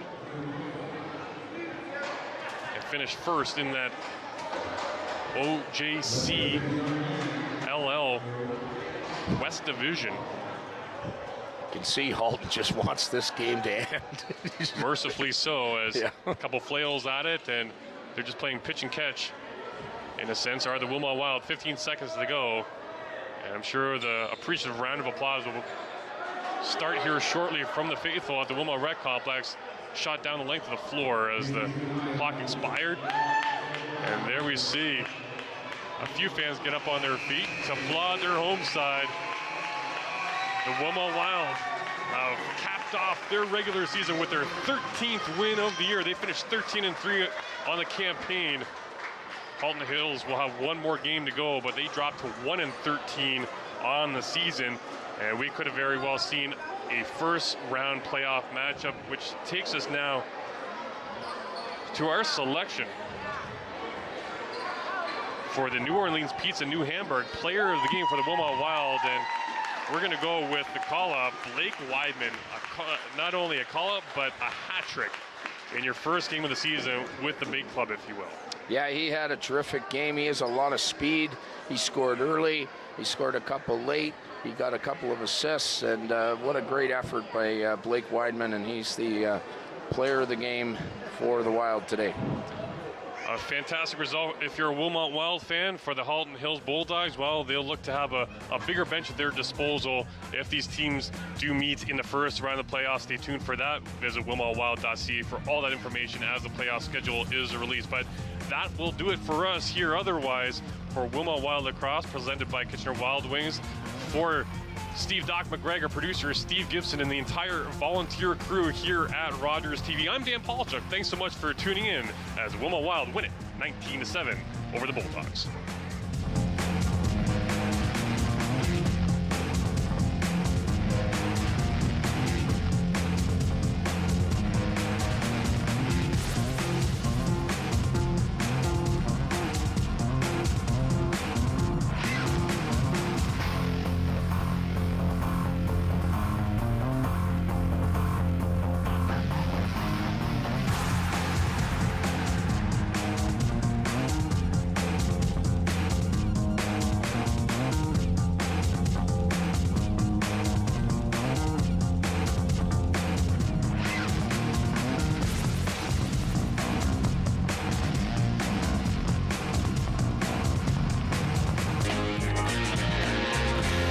Welcome back. Hamid and Naim currently leading the match 2-1. We'll see if Jackie and Jeff can tie up the series as we get set for the start of frame number 4. Hamid and Naim are up 2-1 in a race to 3. Hamid made the 8 ball, so Naim took the break. And I don't believe he made anything, no. And so it's on Jeff and Jackie. Jeff's opting to go. Jeff and Jackie opted to put Jeff up first here. It's not decided until the ball is shot, but they're thinking about it, and he's going with that 13.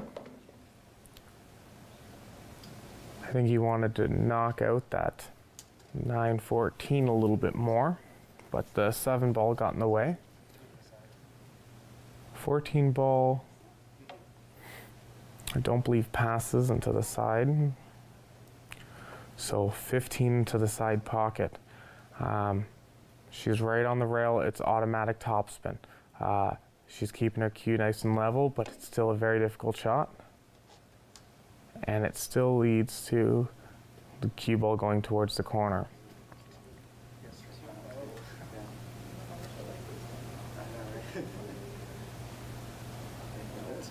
All right.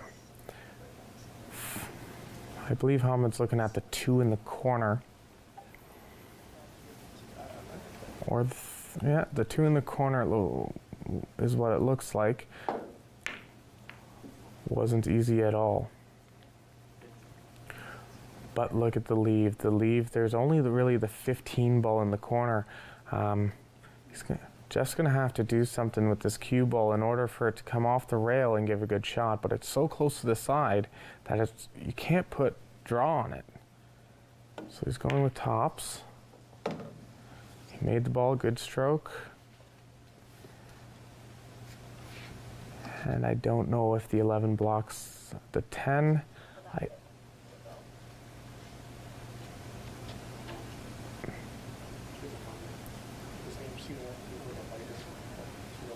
Here they go, talking, seeing what the best option is.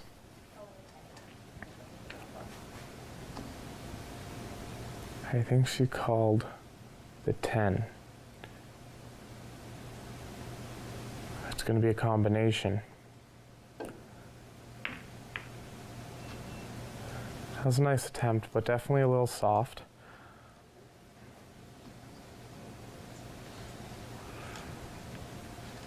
Six ball is definitely, I believe, is going to be shot here. The 7 ball passes into the corner pocket. The 1 ball goes up into the corner. He's going to go for the 3. This is where I would stop him and say, go for the 6. it would have been an easier shot. It's up against the rail, and it's more of an issue. So I would have went with the 6 ball first.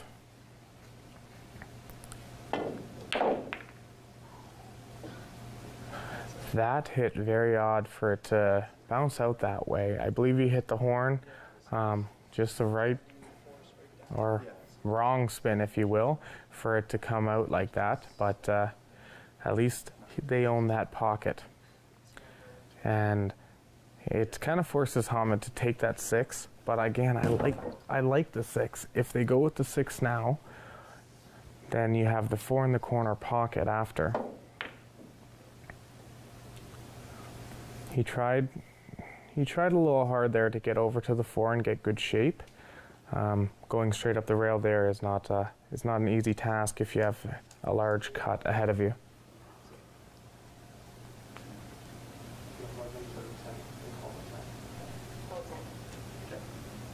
She's looking at the combination, the 11 into the 6 into the 10. I believe that you want to hit this a little firm so that way the 6 gets out of the way for the 11. Just never cut that enough.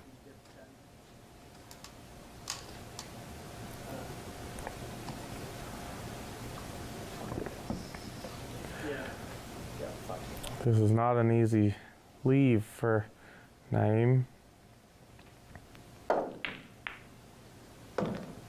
So he shot the 5 and the 3 went in. It is still not their turn. He called the 5, obviously, which is why Jeff is coming out to the table. But this is not a very easy rack at all.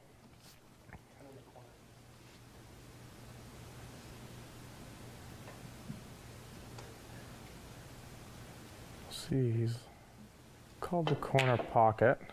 Oh no. So he went for the big shot there to get the balls, get them all open. And unfortunately it just didn't go his way. The way it kissed off, I thought the 1 would have played a bigger blocker than for the 8 than that, but it seemed to just squeeze through. It touched just a hair, but not enough to get it out of path of the corner pocket.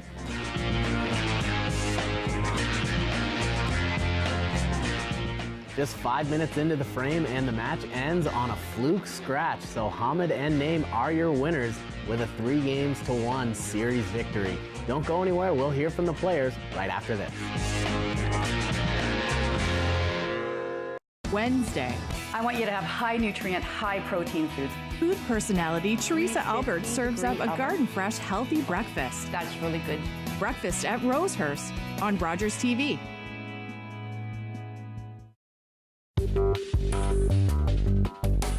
I'm Constable Daryl Paquette, Police Coordinator for Waterloo Regional Crime Stoppers. Crime Stoppers is looking for your information to help identify and arrest the person responsible for this theft. On Monday, April 9th, 2018, a student reported to the University of Waterloo Police that her MacBook laptop was stolen from within the Davis Center Library. Video footage captures an unknown male wearing a black jacket, a red hooded sweater with a black messenger-style over-the-shoulder bag standing at desk number 8 during the student's absence. At 4:35 p.m., video footage captures the unknown male remove the MacBook and proceed to walk away from the desk with the laptop in his possession. The suspect is described as male, approximately 25 to 35 years of age, medium build, 5'8" tall, with dark facial hair and glasses. Crime Stoppers will pay cash reward for any information leading to an arrest in this theft or any other serious crime. You won't be asked to identify yourself or testify in court. Tuesday. You do need painting. Those wacky improv artists are back. Oh my God, no! Theater on the Edge on Rogers TV. Celebrating with us inspiration in our LGBTQ community at our 8th anniversary.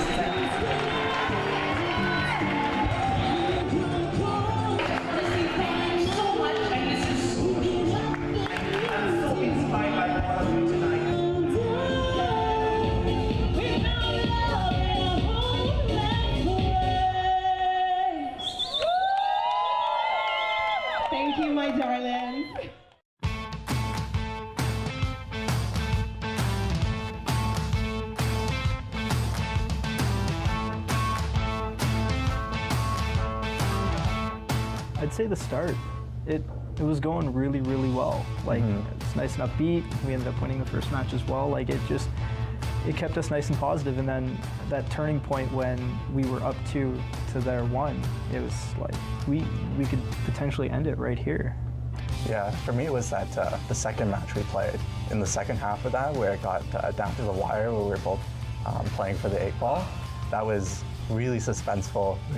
I was just sitting there, kind of the edge of my seat, you know, waiting to play, and I was so glad Hamid got it in. I was nervous about picking the next shot. It's a lot of pressure. We'd miss, and then we'd be like, oh, well, it's done there. Yeah. Let's put the cue back and we're ready to rack, and then they'd miss. And you'd be like, how? Yeah. So, it's good. That was suspenseful for sure. Some missed opportunities. As once again I said, I fall apart in front of the camera, and sure enough, I fell apart in front of the camera. That's all right, we'll get him next time. We'll do our best. Well, we're really used to the rules that we created when we first started playing a long, long time ago. We started to adapt the official rules as it went on, but there's a few rules that we kept forgetting, or to that nature. Like, we have to hit a rail after contact, not just have to hit a rail in general during your shot. Yeah, and switching after every play, you know, when we play, it's like if you make a shot, you keep going, right? So every now and then I'd start lining up for a shot and someone would be like, wait, switch. So that took some getting used to. Yeah, and then the fact that if you scratch the cue ball on the 8 ball shot, it's game over.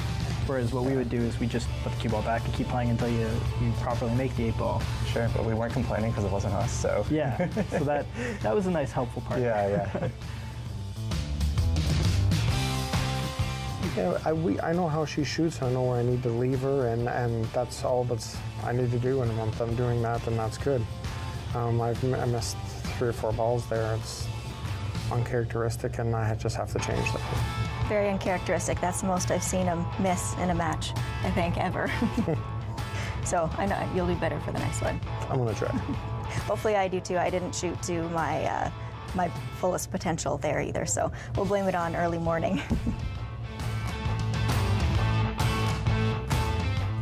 Keeping our head up, I'd say, is a pretty good key, because there were some times where it looked pretty shaky, where all of our balls were just in one big center, and we ended up breaking them out and getting the majority of ours out to the point where it was just the majority of the opponent's balls in that center bundle.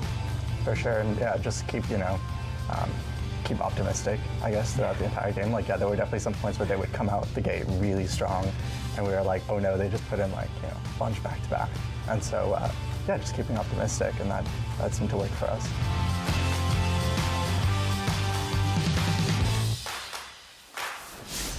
And that's it for this week on Ringers vs. Regulars. I've been your host, Justin Fota. Thanks for watching.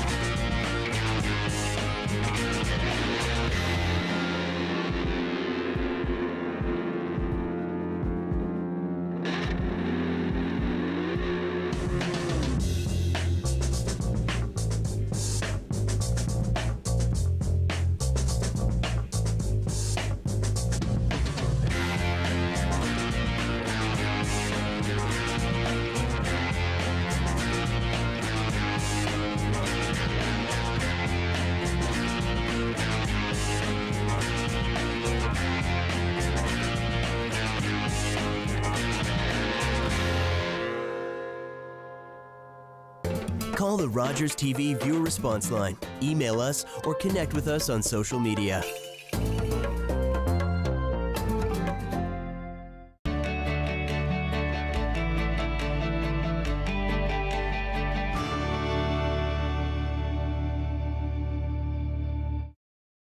TV Bingo is a really simple show. Obviously, 5 different games of bingo. And we are off.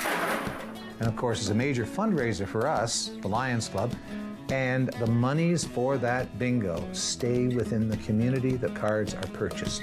So we do wonderful things with the profits from that particular bingo. 28. We have at least 5 winners every week, and we give away $3,000 every week. It's really Occasions is a TV show that is meant to inspire. It's a little thicker batter. And I'm here with Sweet Occasions to take the intimidation out of baking and really simplify and help people to, get their feet wet. I'm not afraid to make a mistake when I'm baking or have flour, proof out of the mixer when I'm baking. Baking is meant to be fun and to be enjoyed.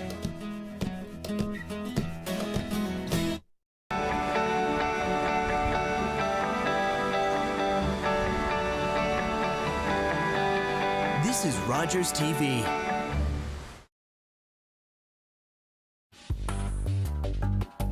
Facebook, Twitter, Instagram, YouTube. I really think it's an invaluable tool, social media, because what it allows you to do is to reach out to the community directly, communicate your message clearly.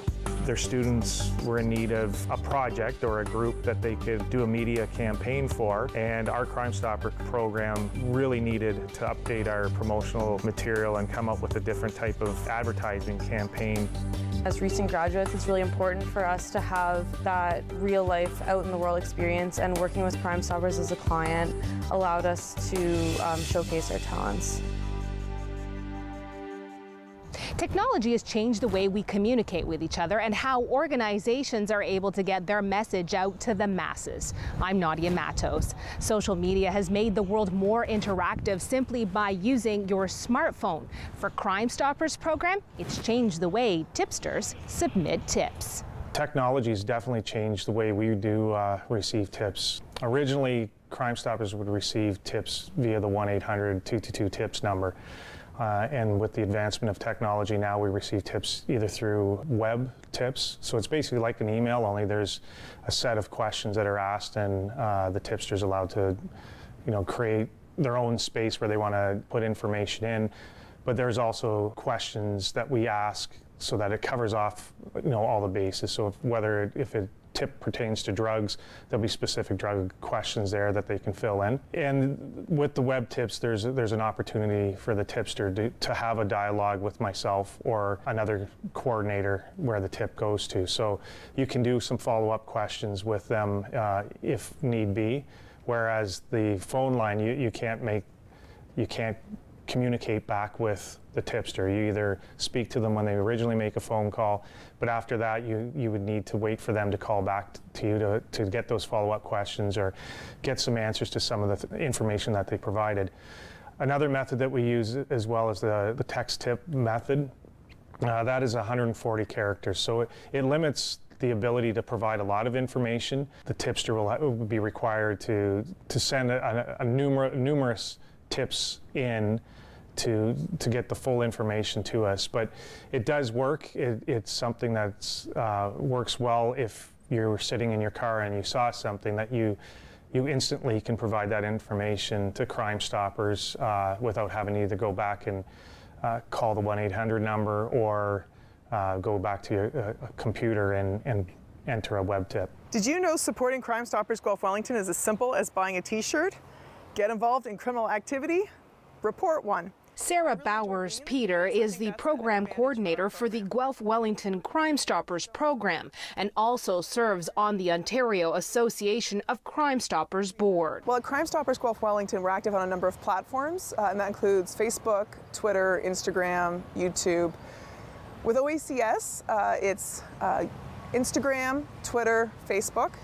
The difference there is that with OACS, we want to have more people, different programs providing the content, whereas with Crime Stoppers Guelph Wellington, we're generating that content locally and then sharing it up. I really think it's an invaluable tool, social media, because what it allows you to do is to reach out to the community directly, communicate your message clearly.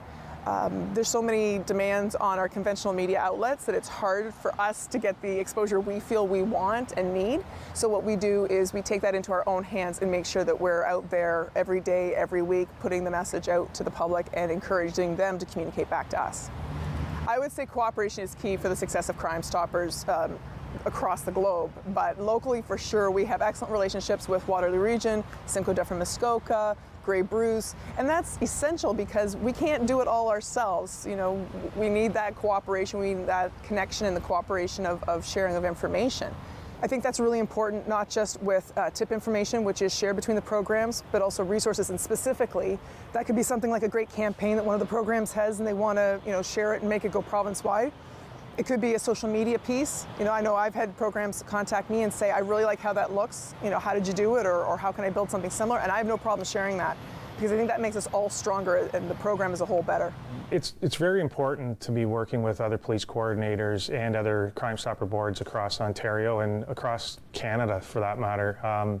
Every city is unique to have specific crimes that may be occurring, but usually what happens in one city will end up in someone else's city. So by sharing information, talking about different campaigns or different techniques that were used to elicit information from the community works.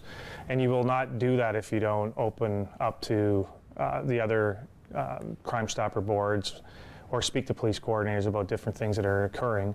So in that sense, I think it's really important to be open, to have dialogue with other people. And sometimes we like to reinvent the wheel when we don't have to, and I think this eliminates that. And so far, it's been successful with us. Social media is a good way of getting your message, but we have to remember sometimes not everybody's on social media, and you can't just rely on social media. I think that's where you need to have the face-to-face meetings with community groups when you can, and getting that message out on other materials. So having those campaigns, having posters out, every little handout that you give at different community events, it's in the hands. Whether you have to give something like our comic book was a great example. Kids would take the comic book, but our message is going home, because the parents will look at what their kids are reading, and kids will talk to their parents and say, oh, we got it from Crime Stoppers. And it's just a great way of getting your message out there. Here's a Crime Stoppers program, and if you need to call us, you can call us. So relying just on social media, I don't think is the best solution to get your information out. I think you have to use every avenue, and doing what we're doing here with Rogers is big, because people watch Rogers TV. Every radio segment we can do helps us out, and again, just driving the Crime Stopper vehicle around. It's a rolling billboard, and I think you have to use every avenue possible to get your message that we are here and available, and we will assist the community. Inspector Mike Hafner is an executive officer with the Waterloo Regional Police Service. He credits social media and the public's assistance for helping the organization solve crimes. Although we have to be cognizant that our social media platforms are not monitored 24 hours a day, we have had tremendous success with our social media accounts, with a number of people providing names of suspects, names of witnesses, who we should be contacting in the middle of an investigation. And with that, we've already solved a number of break and enters. We've solved a number of robberies by the way of using social media, by posting various images, videos, etc., to get that out to the community. I mean, with our media partners, we rely on them extensively for them to promote and retweet our messages or push our message out to the community as well. However, our social media platforms have been a tremendous success. Coming up, our Crime Stopper program really needed to update our promotional material and come up with a different type of advertising campaign. Out with the old and in with the new. You need to connect the research and what you learn to who it is that you're trying to target, so you understand who the message is going to really well. Waterloo Regional Crime Stoppers gets a facelift.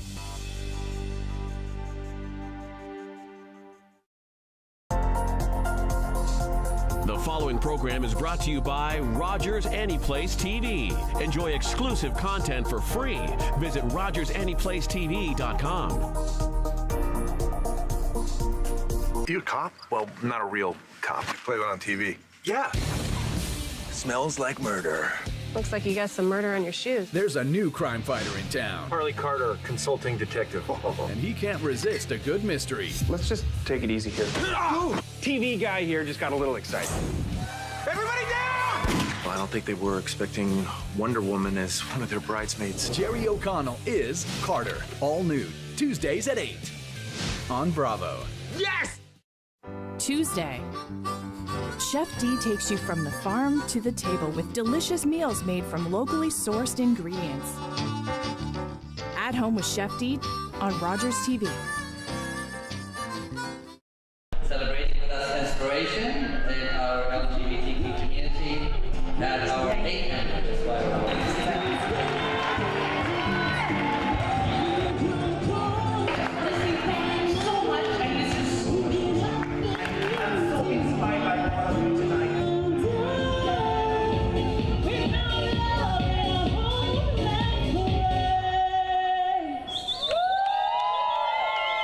Thank you, my darling.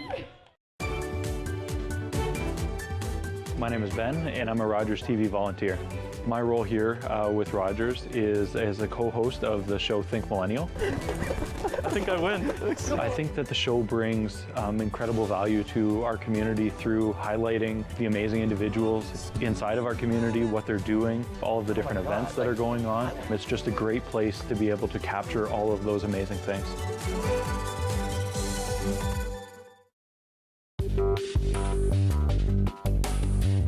We connect extensively with Crime Stoppers to retweet information, to get the information instantaneously to our community. It became a really valuable partnership in the sense that the class learned not only about marketing, communications, and media kits, but about a really valuable resource in the community that it actually exists across the entire province.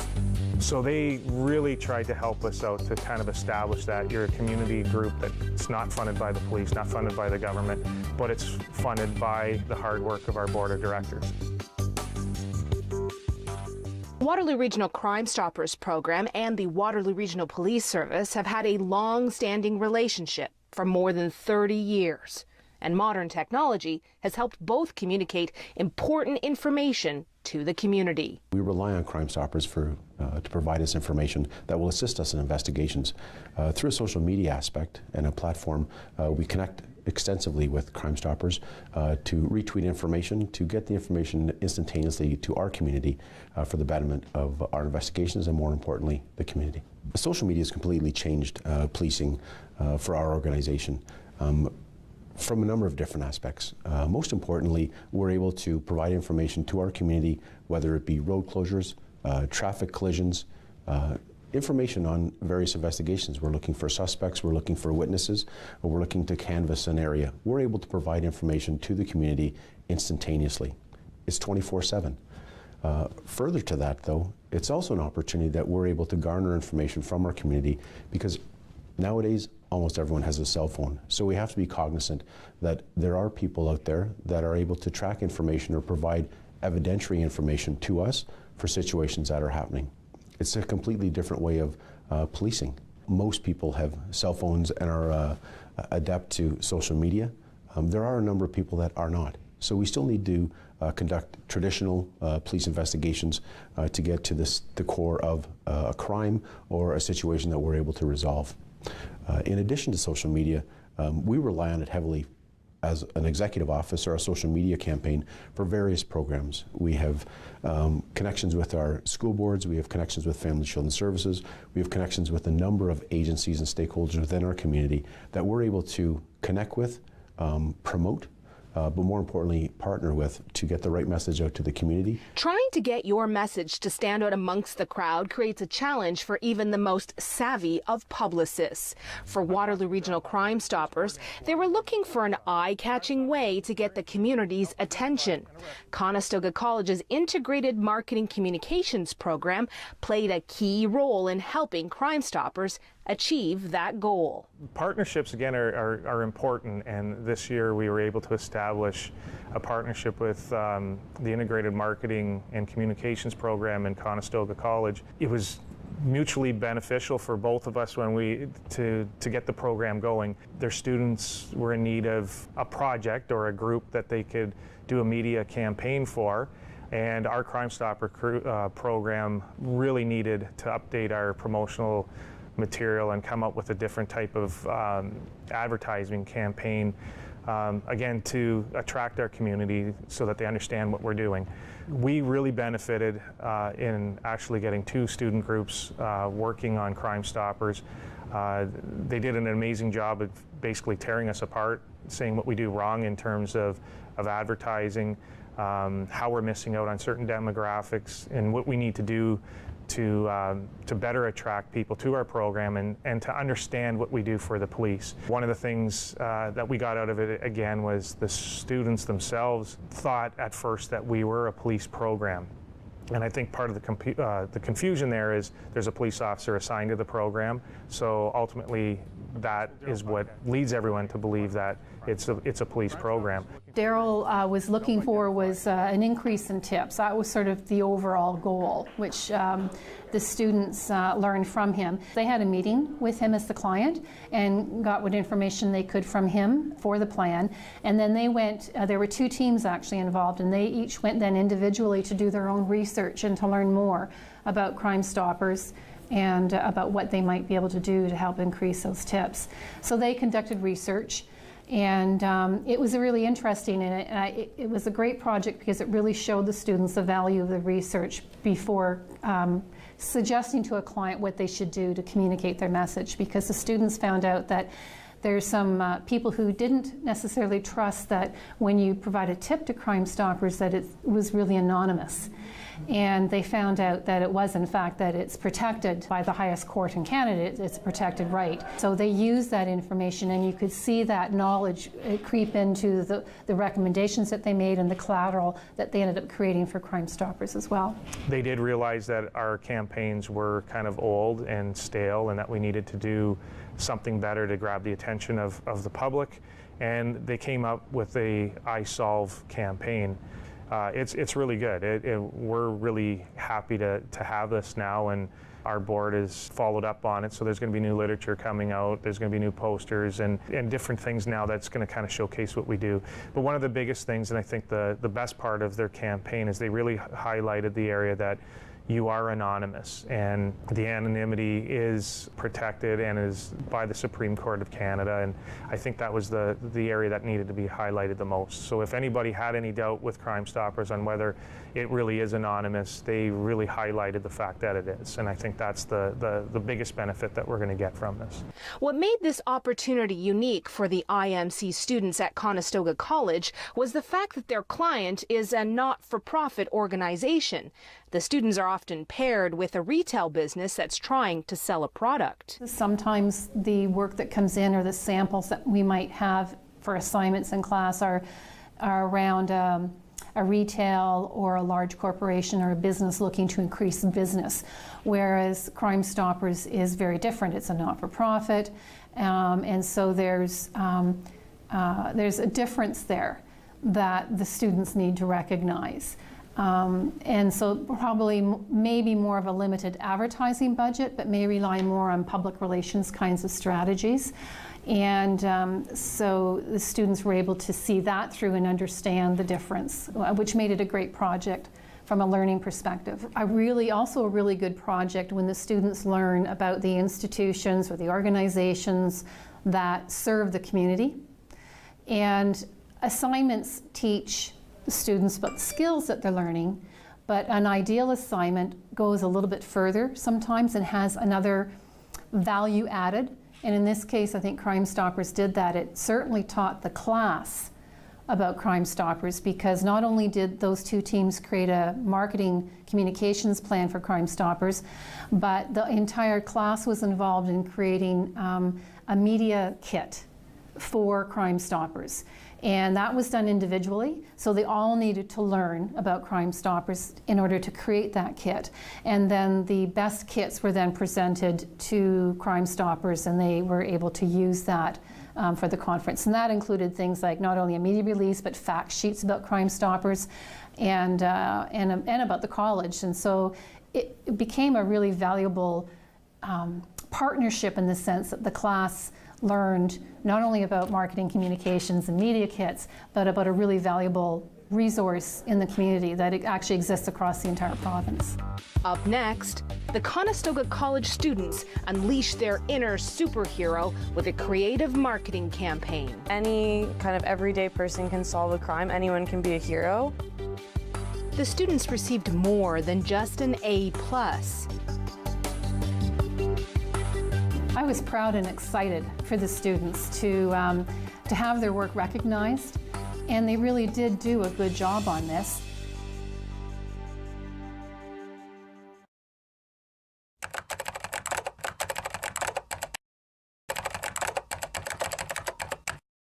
Join Nadia Matos for Crime Stoppers, Wednesdays at 7 p.m. on Rogers TV.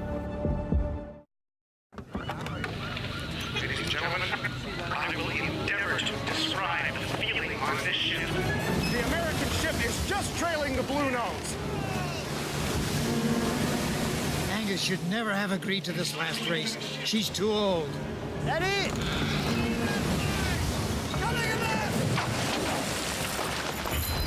Johnson, hang it back! Get to it, Matt! Appears there's some kind of difficulty. Seems to be something loose up there, I believe. The topsail's foul!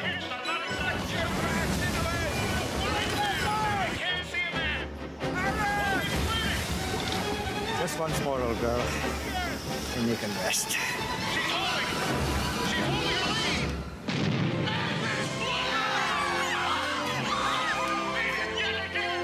Her last race and still undefeated, the Blue Nose out of Lunenburg, Nova Scotia was fastest in the world for almost 20 years. Wednesday. I want you to have high nutrient, high protein food. Food personality Teresa Albert serves up a garden fresh, healthy breakfast. That's really good. Breakfast at Rosehurst on Rogers TV.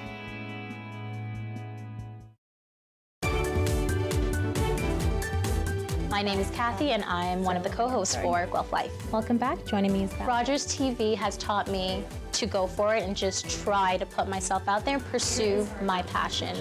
I have this platform available to me, and I get to meet some incredible people that put on amazing events throughout the city. And I also just love being a part of my community.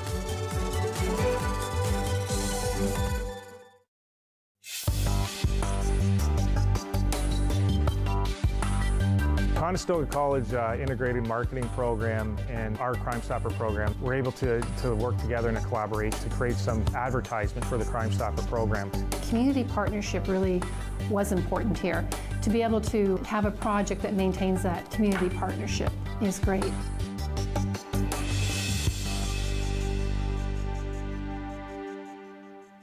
Conestoga College offers a variety of programs at its 7 campuses located in Waterloo Region, Guelph, Stratford, and Ingersoll. It was a natural fit for Waterloo Regional Crime Stoppers to reach out to the college's integrated marketing communication program to form a partnership. Community partnership really was important here.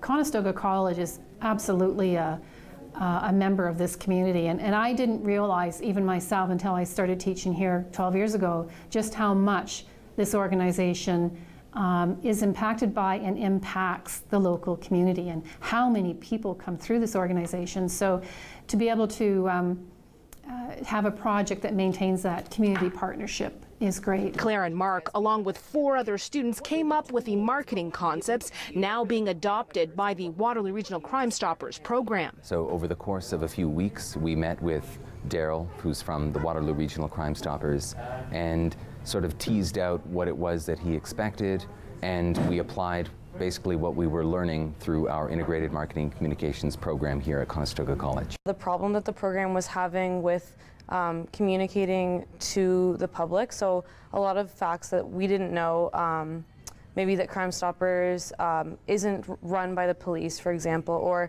the main benefit that tipsters are kept anonymous, and a lot of people don't know that.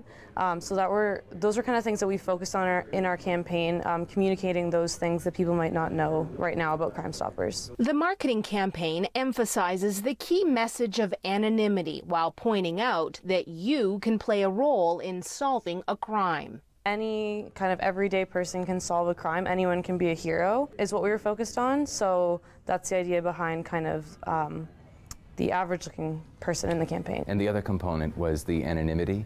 So I came up with the idea of using a censor bar because it's an iconic image that represents that your identity will be protected, your anonymity will be protected. And it initially came out of a direct mailer campaign, but it was modified, I guess, at Waterloo Regional Crime Stoppers. They ran with our idea, and it developed into this campaign. The students were invited to speak at the 2017 Ontario Association of Crime Stoppers training conference held at Conestoga College. I think it's extra special that the mission of the organization is so important. It's great to be part of basically a not-for-profit organization that's making our community safer. And I know that might be on people's mind more than usual in light of recent events. We've both built portfolios, and as recent graduates, it's really important for us to have that real life out in the world experience, and working with Crime Stoppers as a client allowed us to showcase our talents in that way. So the IMC students were honored by the Ontario Association of Crime Stoppers with a Community Service Award for their work with Crime Stoppers. I was proud and excited for the students to have their work recognized, and they really did do a good job on this. And I sat in on their presentation, which I did not vet or I did not see before the students made the presentation. And what happened was one student from each of the two teams, they got together and they created a combined presentation for the purposes of the conference. And they nailed it. You know, again, they repeated the research that was basing the recommendations that they were making. And I was so proud of them.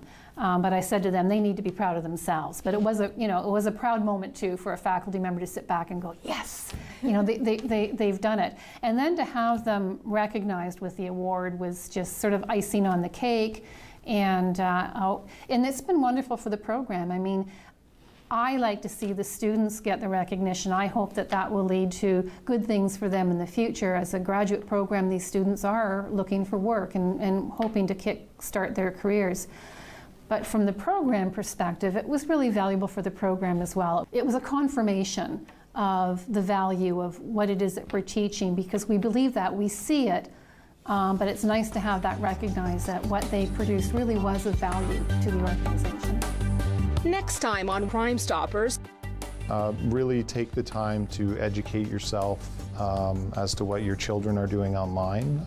Educate yourself as to the applications that you're using or the social networks that you're using. There's a lot of information that's available out there for it. People ask me, what's the reaction when you speak? And I say, usually people are totally stunned because they have no idea the magnitude of what's going on. I've researched for 3 years and I was horrified myself, but now I enjoy sharing it in an attempt to stop child pornography.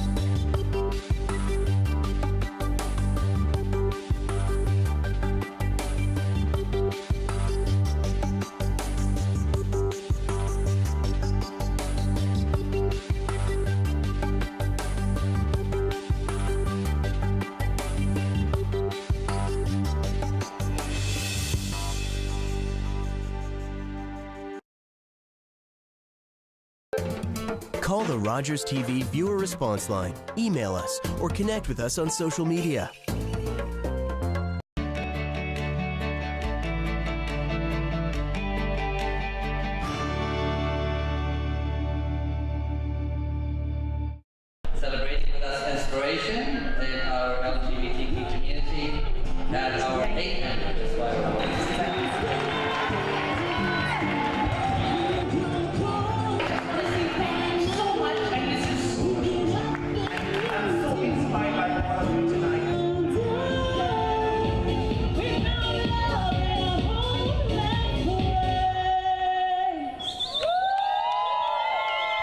Thank you, my darlings. My name is Terry. I'm a Rogers TV volunteer. When I retired, I wanted something to do, something that was interesting.